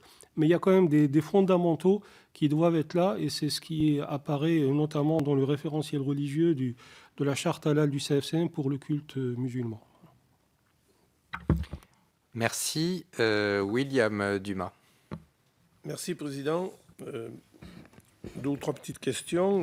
Monsieur Mergui, vous avez dit que la carte pour les abatteurs chez vous était renouvelée tous les 6 mois. Quand on sait d'après pour avoir reçu des grands rabbins qui nous ont dit que la formation était de 3 ans pour devenir tueur dans les abattoirs cachers. Donc, je trouve que avec la formation qu'ils ont pendant 3 ans, renouveler la carte chaque 6 mois, c'est assez rapide. Très souvent, les renouvellements de cartes, on les a pour quelques années. C'est la première chose. La deuxième chose, vous dites que est-ce que vos opérateurs là sont-ils des salariés des abattoirs ou sont-ils, comme ça existe dans la religion musulmane, des sacrificateurs qui sont payés à part, qui ne sont pas salariés des abattoirs? C'est ma deuxième question. Et ma troisième question, c'est est-ce que vous abattez dans des abattoirs spécialisés ou dans des abattoirs conventionnels, ou un peu comme on fait nous je suis fils de viticulteur, dans le vin bio, où il y a une partie dans la cave coopérative qui sert au vin bio pour ne pas servir aux produits conventionnels. En ce qui concerne M. Kebish, quelle redevance par kilo pour le halal, s'il vous plaît? Parce que M. Mergui nous a parlé de 1,66 €. Pour le halal, on ne sait pas. En ce qui concerne les sacrificateurs, d'après ce qu'on nous a dit, dans certains abattoirs, ce sont des salariés. Dans d'autres, ce ne sont pas des salariés. Ils viennent abattre, ils ont été certifiés par les mosquées, ils viennent abattre, mais ce ne sont pas des salariés. Comment sont-ils payés? Est-ce que c'est par la redevance? Je voudrais aussi Aujourd'hui, il y a de plus en plus de viande halal qui sont abattues halal. Moi, je le vois chez moi, enfin, dans ma région, chaque fois qu'il y a une boucherie qui se vend, on voit apparaître les panneaux boucherie, très souvent halal. Alors, je pense qu'il y a pas plus de musulmans que ce qu'on en avait auparavant. Enfin, ça progresse comme la moyenne de la population française. Donc, je me demande s'il n'y a pas, ou avant, les musulmans ne mangeaient pas halal, ou alors il y a un engouement assez particulier. Alors, je ne veux pas dire que c'est un effet de mode, loin de là, hein, mais ça pose une question. Ça me pose question. Et notamment pour les fêtes de l'Aïd. Je me rappelle, dans ma région, il y a quelques années en arrière, on était obligé de mettre en place des lieux d'abattage spécifiques. Sinon, beaucoup de gens allaient abattre, acheter les animaux à l'éleveur et allaient le tuer, comme on dit vulgairement, dans un coin. Ils tuaient leurs moutons. Donc, aujourd'hui, ça commence, enfin, ça s'est bien arrangé. Mais je voudrais vous poser une question. Pensez-vous qu'à cette période de la fête d'Aïd, il y a assez de certificateurs agréés pour arriver à, disons, à abattre le lot important, puisque on doit multiplier, je ne sais pas par combien, la consommation à l'époque, mais c'est énorme. Merci. Monsieur le Président. Oui, 6 mois, c'est pas assez. Vous avez certainement raison. C'est quelque chose que je vais étudier. C'est vrai qu'on a, mais ils ont un contrat de travail en général à durée indéterminée. Donc c'est un moyen de contrôle de leur possibilité. Je parlais tout à l'heure de technique, de leur capacité à continuer à être très. Je rappelle, j'aimerais vraiment que cette commission prenne conscience de indépendamment de l'existence même de cette commission et de cette réflexion depuis une dizaine d'années en France, la réflexion sur le bien-être et le geste du shochet, qui doit être très rapide, très bref, la saignée rapide, le sang qui s'évacue rapidement, a toujours été dans la tradition juive. C'est-à-dire que c'est la conscience d'essayer de le moins faire souffrir la bête, fait partie, indépendamment des débats pour faire bien dans la société, etc. C'est une conscience qui a toujours existé dans ce geste. Et donc, le renouvellement et la surveillance du renouvellement tous les 6 mois, c'est parce qu'on peut avoir conscience qu'il peut y avoir un vieillissement, une inaptitude qui pourrait faire à ce moment-là que le geste ne soit plus aussi précis, et donc il y a un contrôle continu. Donc voilà. Alors maintenant, je l'ai tout de suite dit, ça peut poser des questions de droit du travail. Donc ça m'appelle à revoir, puisque en tant que président du consistoire de Paris, je suis l'employeur et responsable de la très grande majorité des shochatim en France. Donc de revoir effectivement la compatibilité que vous me donnez entre la carte de Shrita et le droit du travail. Ce sont des salariés, pour la plupart, du consistoire de Paris, pour tous ceux qui opèrent pour Paris. Certains, comme j'ai dit, alors, sont salariés des différents autres consistoires. Alors, il peut y avoir deux statuts. Ils sont soit salariés directement de l'institution consistoriale Paris, Lyon, Marseille, Strasbourg, soit salariés de l'opérateur, c'est-à-dire de l'opérateur de viande, des grands fournisseurs, des chevillards, soit il y a une partie qui est salariée de l'un ou de l'autre, mais en aucun cas et à aucun moment, ils ne sont salariés de l'abattoir. Donc c'est pour cela que la charge financière qu'on essaie d'expliquer à la communauté juive, c'est pour ça que ça nous coûte plus cher, parce que c'est une charge financière importante que de payer des charges, de payer des déplacements, parce qu'il faut les envoyer souvent très loin, de leur payer parfois des nuits d'hôtel, de leur payer enfin, c'est tout un réseau qui est évalué effectivement quand on dit 1,66 €. Et par exemple, certains consistoires, le consistoire de Nice, pour donner un exemple, qui faisait de la shrita, a dû interrompre parce que la charge financière qu'il demandait pour assurer le suivi, et étant donné la faible consommation qu'il avait, il n'arrivait pas à assumer financièrement. Donc c'était un coût pour le consistoire. Le consistoire de Paris étant à une plus grande assise et arrive à assumer cette charge financière qui est finalement à la charge du consommateur cachère uniquement, puisque je rappelle que toutes les bêtes qui ne sont pas certifiées cachères par ceux qui sont abattus par le cashier se retrouvent dans le circuit général, mais ça n'a aucun impact financier, au contraire, puisque ce n'est pas une charge financière ni pour l'abattoir, ni pour le consommateur. Est-ce qu'il y a des abattoirs spécifiques? La quasi-totalité de notre production se fait dans des abattoirs, dans des abattoirs généraux, dans lesquels il y a une production certains jours ou à certains horaires, quand ça a été rappelé. Il y a simplement un abattoir spécifique de volaille cachère, mais l'ensemble de l'abattage se fait dans les différents abattoirs qui existent en France et qui nous permettent de continuer à le faire en espérant que ça continue. Alors, concernant les questions plus particulièrement destinées au culte musulman, donc par rapport à la question sur quelle redevance par kilo, en fait, il faut savoir qu'il y a plusieurs sources, je dirais, pour le halal. Il y a les ressources liées à la certification des sacrificateurs. Donc, c'est l'agrément qui est donné exclusivement aux 3 grandes mosquées. Et là, on parle de 100 à 150 euros par an par carte de sacrificateur. Donc, ça ne va pas chercher très très loin. Ce n'est pas là où il y a les ressources du halal. Par contre, il y a effectivement, je dirais, concernant les organismes de contrôle, les OCH, les organismes de contrôle du halal qui sont plus ouvertes. Et là, ce sont des accords privés qui sont passés entre ces organismes et les abattoirs qui sont sous leur contrôle. Bon, les conditions, enfin, quel est le pourcentage, entre guillemets, qui est prélevé par ces organismes, il peut varier. On parle d'1 euro, 1,20 €, parfois 80 centimes par kilo. Mais ça, ce sont des accords entre ce qu'on appelle les OCH et les abattoirs.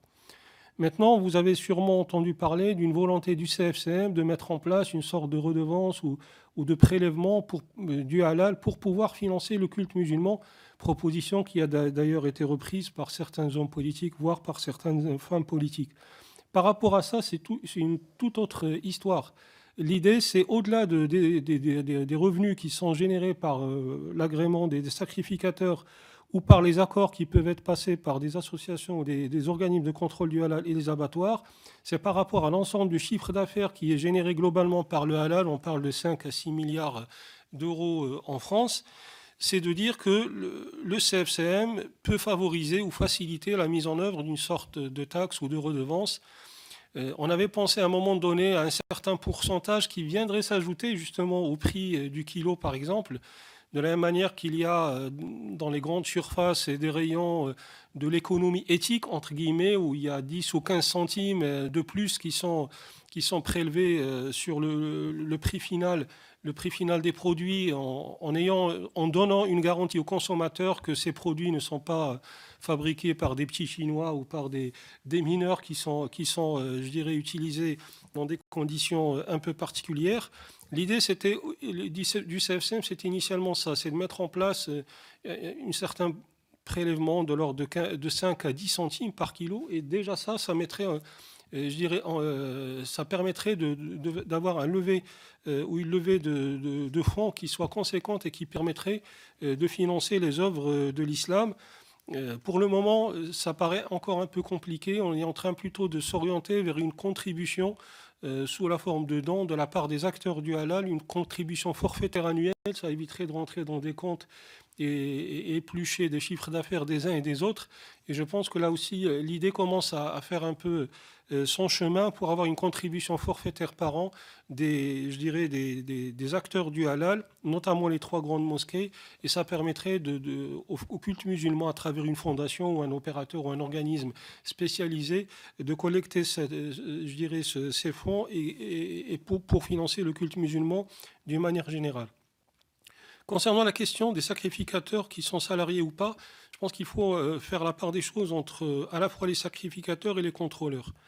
Concernant les contrôleurs, je rejoins ce que disait Joël Mergui, il est hors de question, et c'est écrit noir sur blanc dans la charte halal du CFCM, il est hors de question que les contrôleurs soient salariés par les abattoirs. Ils ne peuvent pas être à la fois juges et parties. Ils doivent, conserver une certaine indépendance à la fois d'action et de jugement. Par contre, les sacrificateurs, dans la mesure où ils participent à la chaîne d'abattage, il y a des cas où ils sont effectivement salariés de l'abattoir et ça ne pose pas de problème à condition qu'ils aient les conditions requises que j'ai énumérées tout à l'heure, c'est-à-dire être musulman, avoir été fermé, avoir été certifié par l'une des 3 grandes mosquées, mais rien n'interdit qu'ils soient salariés. On a les 2 cas. Il y a des cas où ils sont des salariés des organismes de contrôle du halal, et dans d'autres cas, ils sont salariés des abattoirs. Mais en soi, ça ne pose pas de problème déontologique. Par contre, les contrôleurs, eux, ils doivent conserver leur indépendance. Concernant le fait qu'il y a de plus en plus de boucheries halal, bon, je pense qu'on est dans un pays libéral où c'est la règle de l'offre et de la demande. Il y a effectivement de plus en plus de demandes, et c'est ce que j'ai dit dans mon propos liminaire, il y a de plus en plus de demandes d'accès au halal, avec un halal qui soit, je dirais, certifié, qui soit rigoureux. Ça participe à un regain de religiosité qu'on peut constater dans les différentes religions. D'ailleurs, il n'est pas propre à la religion musulmane. Peut-être que le consommateur musulman est de plus en plus averti. Il faut savoir qu'il y a des organismes, des associations de défense de consommateurs musulmans qui se sont créés. Il y en a 2 ou 3, qui sont d'ailleurs associés aux travaux du CFCM sur la charte halal. Et donc, il y a une sensibilisation, effectivement, qui a été faite auprès des fidèles et auprès des consommateurs musulmans qui sont de plus en plus regardants sur la traçabilité du halal. Concernant la dernière question, qui sont l'abattage pendant les 3 jours de l'Aïd, effectivement, il y a une très forte demande pendant ces jours, et c'est pour ça que nous avons mis en place des procédures de certification dédiées, spécifiques à cette période-là. Il y a un certain nombre d'imams qui ont la formation religieuse requise, à qui on fait suivre une formation préalable, justement pour les mettre à niveau par rapport aux exigences d'un sacrificateur, et ils sont certifiés d'une manière ponctuelle pour les 3 jours de l'Aïd par l'une des 3 grandes mosquées. Donc c'est une procédure un peu particulière pour faire face à cette demande, mais qui s'accompagne d'une certification, d'un agrément en bonne et due forme par l'une des 3 grandes mosquées, et qui s'accompagne d'une formation préalable. Ils n'ont pas le droit d'aller exercer dans un abattoir s'ils n'ont pas cette certification, et s'ils n'ont pas suivi au préalable la formation qui a été mise en place. Et d'ailleurs, il faut saluer également et souligner le grand mouvement aujourd'hui qui a été opéré grâce au travail de pédagogie, notamment du CFCM, pour inciter les musulmans de France à faire le abattage de l'Aïd sur les 3 jours. Il y avait une forte volonté de le faire le premier jour. Or, dans la religion musulmane, il y a 3 jours de l'Aïd, et donc, par rapport aux capacités d'abattage dans les abattoirs à travers la France, le fait d'étaler sur 3 jours, ça permet d'avoir une capacité suffisante, et le fait d'inciter les musulmans à vraiment rentrer dans les circuits où les conditions d'hygiène, de sécurité sont assurées, et donc de se baser exclusivement sur des abattages qui sont faits dans des abattoirs agréés. Et le mythe, entre guillemets, de l'abattage dans les baignoires, etc., heureusement, il est derrière nous. Monsieur Mergui, vous souhaitiez ajouter quelque chose ? Simplement un petit mot, puisqu'on a parlé de redevance, et pour être précis, quand j'ai parlé d'1,66 €, ça concerne les opérateurs à Paris, qui sont sous la responsabilité du consistoire de Paris. Il y a plusieurs consistoires, et le consistoire de France, dont je suis président, je suis également président du consistoire de Paris, et il y a plusieurs consistoires régionaux ou communautés régionales. Ce sont les opérateurs qui sont... c'est une redevance qui est faite au consistoire de Paris, qui permet de financer effectivement les opérateurs du consistoire de Paris. Maintenant, il peut y avoir il y a des opérateurs, notamment en province, et même par rapport à Paris, qui eux-mêmes financent leur shochatim, pas les surveillants généraux, mais leur shochatim. Donc à ce moment-là, c'est plus la même redevance. Donc j'ai parlé d'une redevance qui est bien connue et qui sert essentiellement à financer le circuit, et parfois effectivement à compenser les financements qui peuvent ne pas exister ailleurs dans la solidarité. Ça permet effectivement, par le biais du consistoire central, d'assurer d'autres fonctionnements de rabbinat et de façon générale. Donc c'est pas lissé, je vais donner un exemple qui est celui qui est le plus important, mais il n'est pas le même dans toutes les régions, ce qui fait qu'il y a effectivement des endroits où la redevance est déficitaire par rapport au fonctionnement de la shrita. Merci de cette précision. Annick Leloc. Merci, Monsieur le Président. Bonjour, messieurs. J'ai 3 petites questions à vous poser. Nous avons rencontré un gros abatteur il y a quelques jours qui nous a dit qu'il y avait de l'ordre à mettre dans l'abattage rituel. Est-ce que vous partagez ce point de vue, notamment au niveau de la formation? Vous avez beaucoup parlé tout à l'heure de formation des sacrificateurs ou des contrôleurs, mais voilà, il pratique beaucoup sur le territoire national, et il nous a dit qu'il y avait bon, des difficultés malgré tout, un système dérogatoire que vous connaissez bien. Est-ce que vous partagez ce point de vue donc sur la nécessité de mettre de l'ordre dans l'abattage rituel? Il nous a dit aussi expérimenter un outil en provenance de Nouvelle-Zélande, je crois, sur l'abattage rituel. Et que cette expérimentation était faite aujourd'hui à Castres, dans un abattoir qui lui appartient. Avez-vous connaissance de cet outil, enfin, de cet outil qui permettrait sans doute je ne sais pas, d'aller plus vite? C'est un outil mécanique, mais je n'ai pas vu cet outil. Est-ce que vous en avez connaissance? Ça concerne l'abattage rituel, en tout cas, d'après ce que j'ai compris. Ensuite, une deuxième question. Monsieur Merguet, vous avez éveillé ma curiosité quand vous avez dit tout à l'heure, mais peut-être que cette question a déjà été évoquée à plusieurs reprises. Vous avez dit que la moitié de l'arrière de la bête n'était pas consommée, donc à cause du nerf sciatique. Est-ce que vous pouvez me donner une explication par rapport à ce nerf sciatique? Ça veut dire que l'autre partie de la bête est entre guillemets remise dans le circuit de l'abattoir, enfin le circuit classique, j'imagine bien. Et puis une troisième question concerne les certificats en effet halal. Alors c'est plutôt pour Monsieur Bibec, pardon. Et où il y a en effet, vous avez évoqué tout à l'heure le travail conséquent que vous menez sur une charte.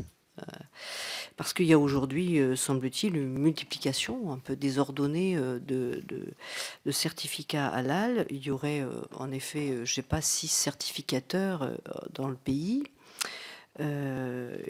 Sans doute aussi beaucoup de certificateurs à l'étranger, parce qu'il y a des produits qui sont importés. Est-ce qu'on a une idée, est-ce que vous avez une idée d'un pourcentage de ces produits qui sont importés? Et puis, y a-t-il un travail qui est mené au niveau européen pour un jour avoir une norme, entre guillemets, européenne?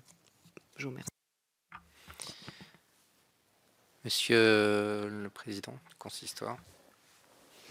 Oui, de l'ordre à mettre dans l'abattage rituel. Permettez-moi de dire, après ce qui a été dit sur la vidéo qui a occasionné cette commission, qu'il y a donc de l'ordre à mettre sur l'abattage. Ce serait peut-être un peu plus juste, et donc peut-être aussi sur l'abattage rituel. Donc je n'exclus pas du fait... Vous savez, on est dans des missions tous les deux de responsabilité, comme vous, et au fur et à mesure des réflexions, on se rend compte qu'on peut toujours perfectionner un système.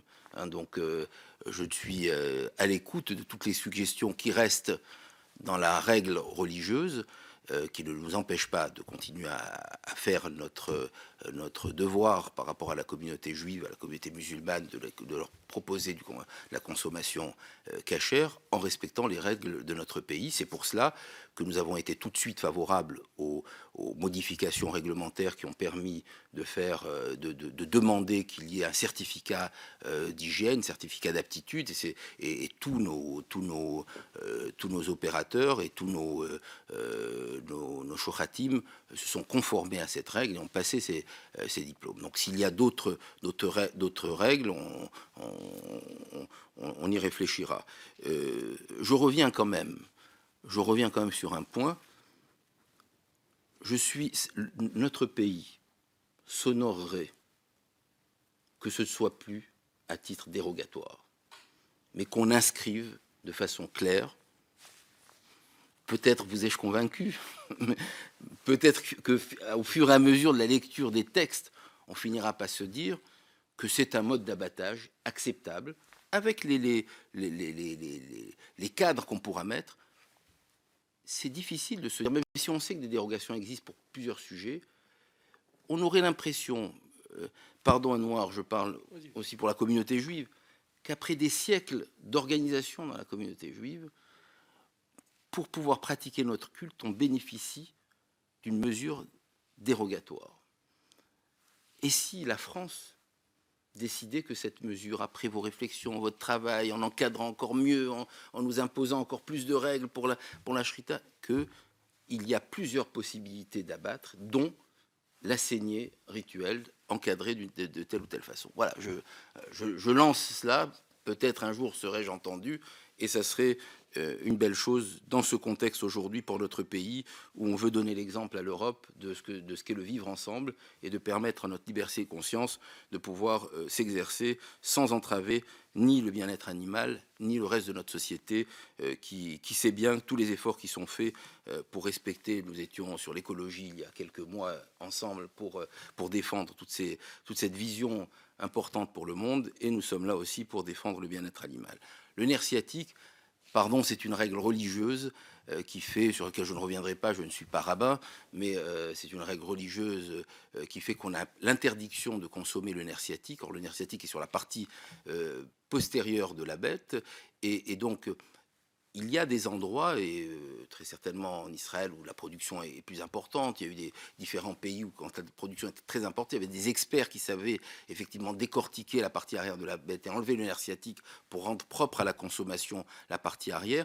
La réflexion peut exister toujours. À chaque fois, ça revient, non pas, encore une fois, de votre fait, c'est parce que c'est pour nous, nous sommes lésés.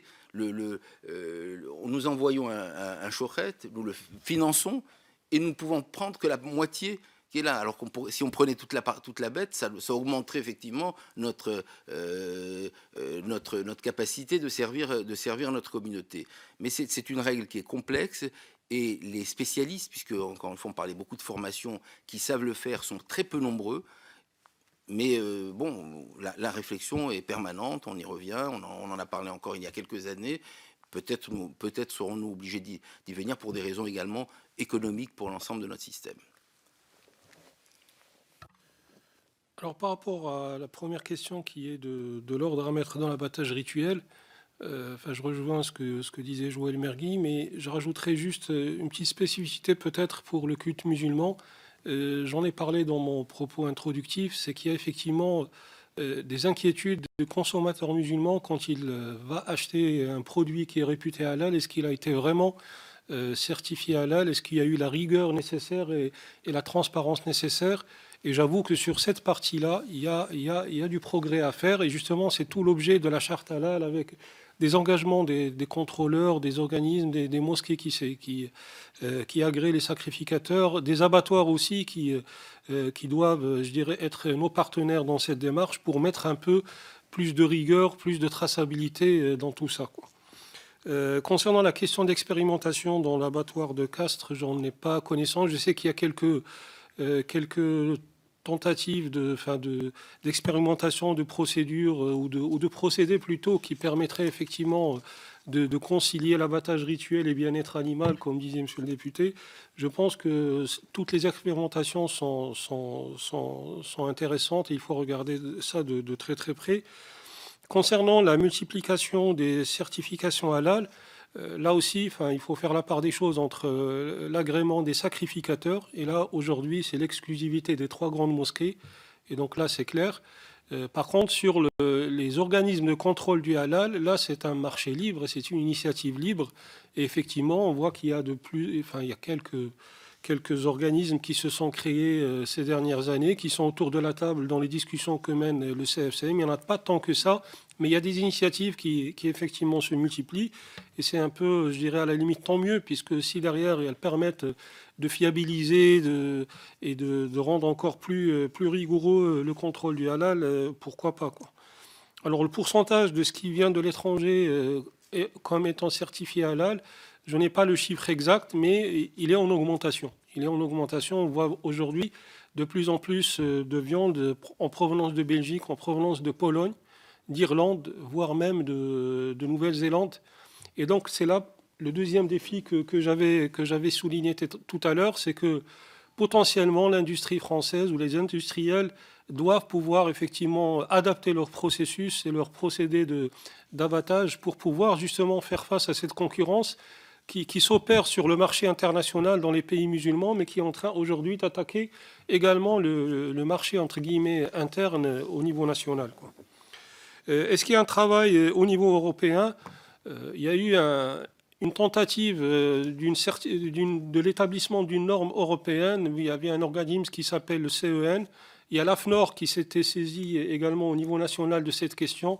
Mais j'ai l'impression que depuis 3-4 mois, cette démarche a été abandonnée au niveau réglementaire européen. Maintenant, au niveau des du CFCM et des organismes similaires dans les autres pays. Il y a une collaboration et une coordination qui est en train de se mettre en place. Nous sommes en contact avec nos homologues en Belgique, en Allemagne, en Grande-Bretagne, pour essayer d'avancer sur l'abattage rituel musulman au-delà de la France, mais au niveau Europe. Et cette préoccupation, je dirais, de respect des règles d'abattage rituel musulman en Belgique, par exemple, et en Grande-Bretagne, est très présente. Et nos collègues belges sont très demandeurs de la charte halal du CFCM que nous sommes en train de leur transmettre. Voilà. Un petit mot complémentaire. Vous avez parlé d'un outil. Je n'ai pas connaissance de cet outil. Et par rapport à l'Europe, c'est pour dire, au début de ma responsabilité, ce problème est arrivé. Et ça m'a permis de mieux connaître mes collègues européens des différentes communautés juives d'Europe, parce que nous avons eu énormément de rencontres sur ce sujet, sur les autres questions qui sont posées, notamment sur la circoncision et autres, qui sont devenus des sujets européens. Donc oui, il y a une concertation entre les différentes communautés juives en Europe. Et alors, il n'y a pas une certification unique, mais il y a des critères d'abattage qui se font entre les différentes communautés. Donc on est sur les mêmes modalités, les mêmes critères, et on essaie effectivement de les harmoniser au maximum. Jacques Lamblin. Oui, je voudrais poser une ultime question à Monsieur le Président Mergui, mais en préambule, je voudrais vous dire, Monsieur le Président, tout à l'heure, quand on a eu un échange, que ce que vous appelez de vos voeux, à savoir de ne plus être dérogatoire, mais entrer dans le système, hein, c'est tout à fait possible, moyennant certains aménagements dont j'ai donné une sommaire description tout à l'heure, qui pense qu'il y a peut-être un point potentiellement de solution. Et pour répondre à votre question que vous venez d'évoquer tout de suite, l'appareil dont parlait Madame, c'est un appareil d'électronarcose pour bovins, qui donc est présumé être capable de faire de l'étourdissement réversible avant le sacrifice de l'animal. Mais la question que je vais vous poser, elle n'a rien à voir avec cela, c'est par rapport au tonnage cachère. Donc vous avez expliqué qu'une bonne partie des animaux, ne serait-ce qu'à cause du problème du nerf sciatique, des animaux n'étaient pas reconnus cachères après l'abattage et repassaient dans le circuit conventionnel.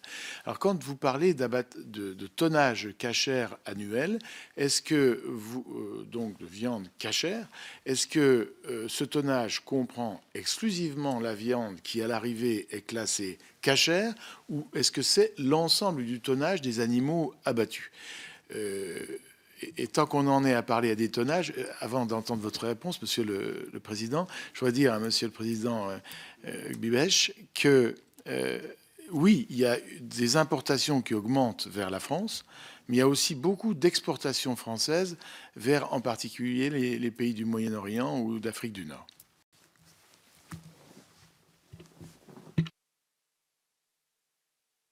Je suis heureux d'entendre votre position sur la possibilité de sortir de la dérogation. Ça ne peut pas se faire au prix d'un renoncement. Je crois on sait, si c'est dans cette dérogation. Tout dépend de ce qu'on met dans le renoncement. Oui, non, mais je veux dire, je crois qu'on s'est suffisamment expliqué sur le sujet. Mais ma proposition est très sérieuse. Hein. Je l'avais déjà évoquée à plusieurs reprises devant plusieurs ministres. C'est vrai que quand on relit les textes et qu'on dit dérogation pour l'abattage rituel, bon, après toutes ces années de réflexion,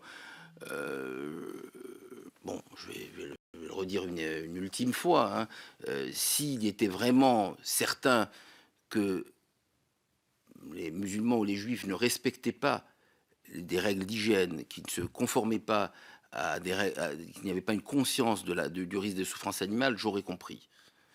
Mais à partir du moment où il y a une conscience, une volonté, des études qui vous donnent quand même sur quoi s'appuyer, peut-être qu'effectivement, dans les différents modes d'abattoir, la saignée rituelle, ou là, on peut ne pas l'appeler rituel pour rester dans la laïcité, mais la saignée au couteau, des carotides et des jugulaires en quelques secondes, pourrait être un mode d'abattage. Le tonnage, alors on parle sous le serment, donc c'est pas que quand on n'est pas sous le serment, on peut se permettre de ne pas dire la vérité. Et donc, c'est des chiffres, il faudrait faire une étude très précise des chiffres, mais quand j'ai dit qu'il y a 180 000 bovins ovins qui sont abattus, je parlais d'abattus, pas de cachère. Hein.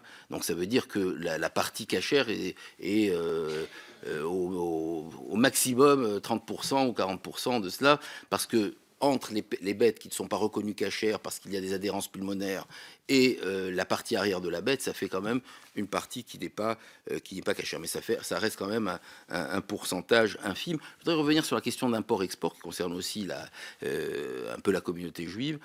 J'en ai dit un mot tout à l'heure. Je crois également que c'est important dans la mesure où la viande qui est sous notre responsabilité, les shochatim qui sont sous notre responsabilité, qui abattent en France, ont des cartes qui sont signées par nos organismes, ont des certificats d'aptitude qui sont signés par l'Institut de l'élevage et sous contrôle du ministère de l'Agriculture, que les viandes qui arrivent de l'étranger aient le même cahier des charges. Hein. Ça serait d'abord, ça nous aiderait dans nos missions respectives à ne pas brouiller le message de nos consommateurs, mais ça ne paraît pas logique que nous ayons un cahier des charges qui soit aussi lourd et que nous respectons, et qu'on puisse retrouver dans le circuit français des viandes qui sont abattues sans ce cahier des charges. Alors ça veut dire pratiquement tout le travail qui est fait ici, il ne servirait à rien, hein, parce qu'on pourrait contrôler qu'une partie du marché, finalement on ferait n'importe quoi ailleurs, sans bien-être animal, sans compétences, etc., etc. Ça ne veut pas dire qu'en Europe on ne respecte pas tout, mais à partir du moment où le marché est ouvert, je crois qu'il faudrait peut-être aussi imposer effectivement que sur ce qui vient de l'étranger, on ait le même cahier des charges que ce qui est abattu en France. C'est vrai dans beaucoup de domaines, ce que vous dites. Oui, c'est vrai dans beaucoup de domaines, effectivement. C'est pour ça que là, je dépasse un peu ma compétence, mais je dis mon intérêt sur le sujet et ma coopération sur le sujet.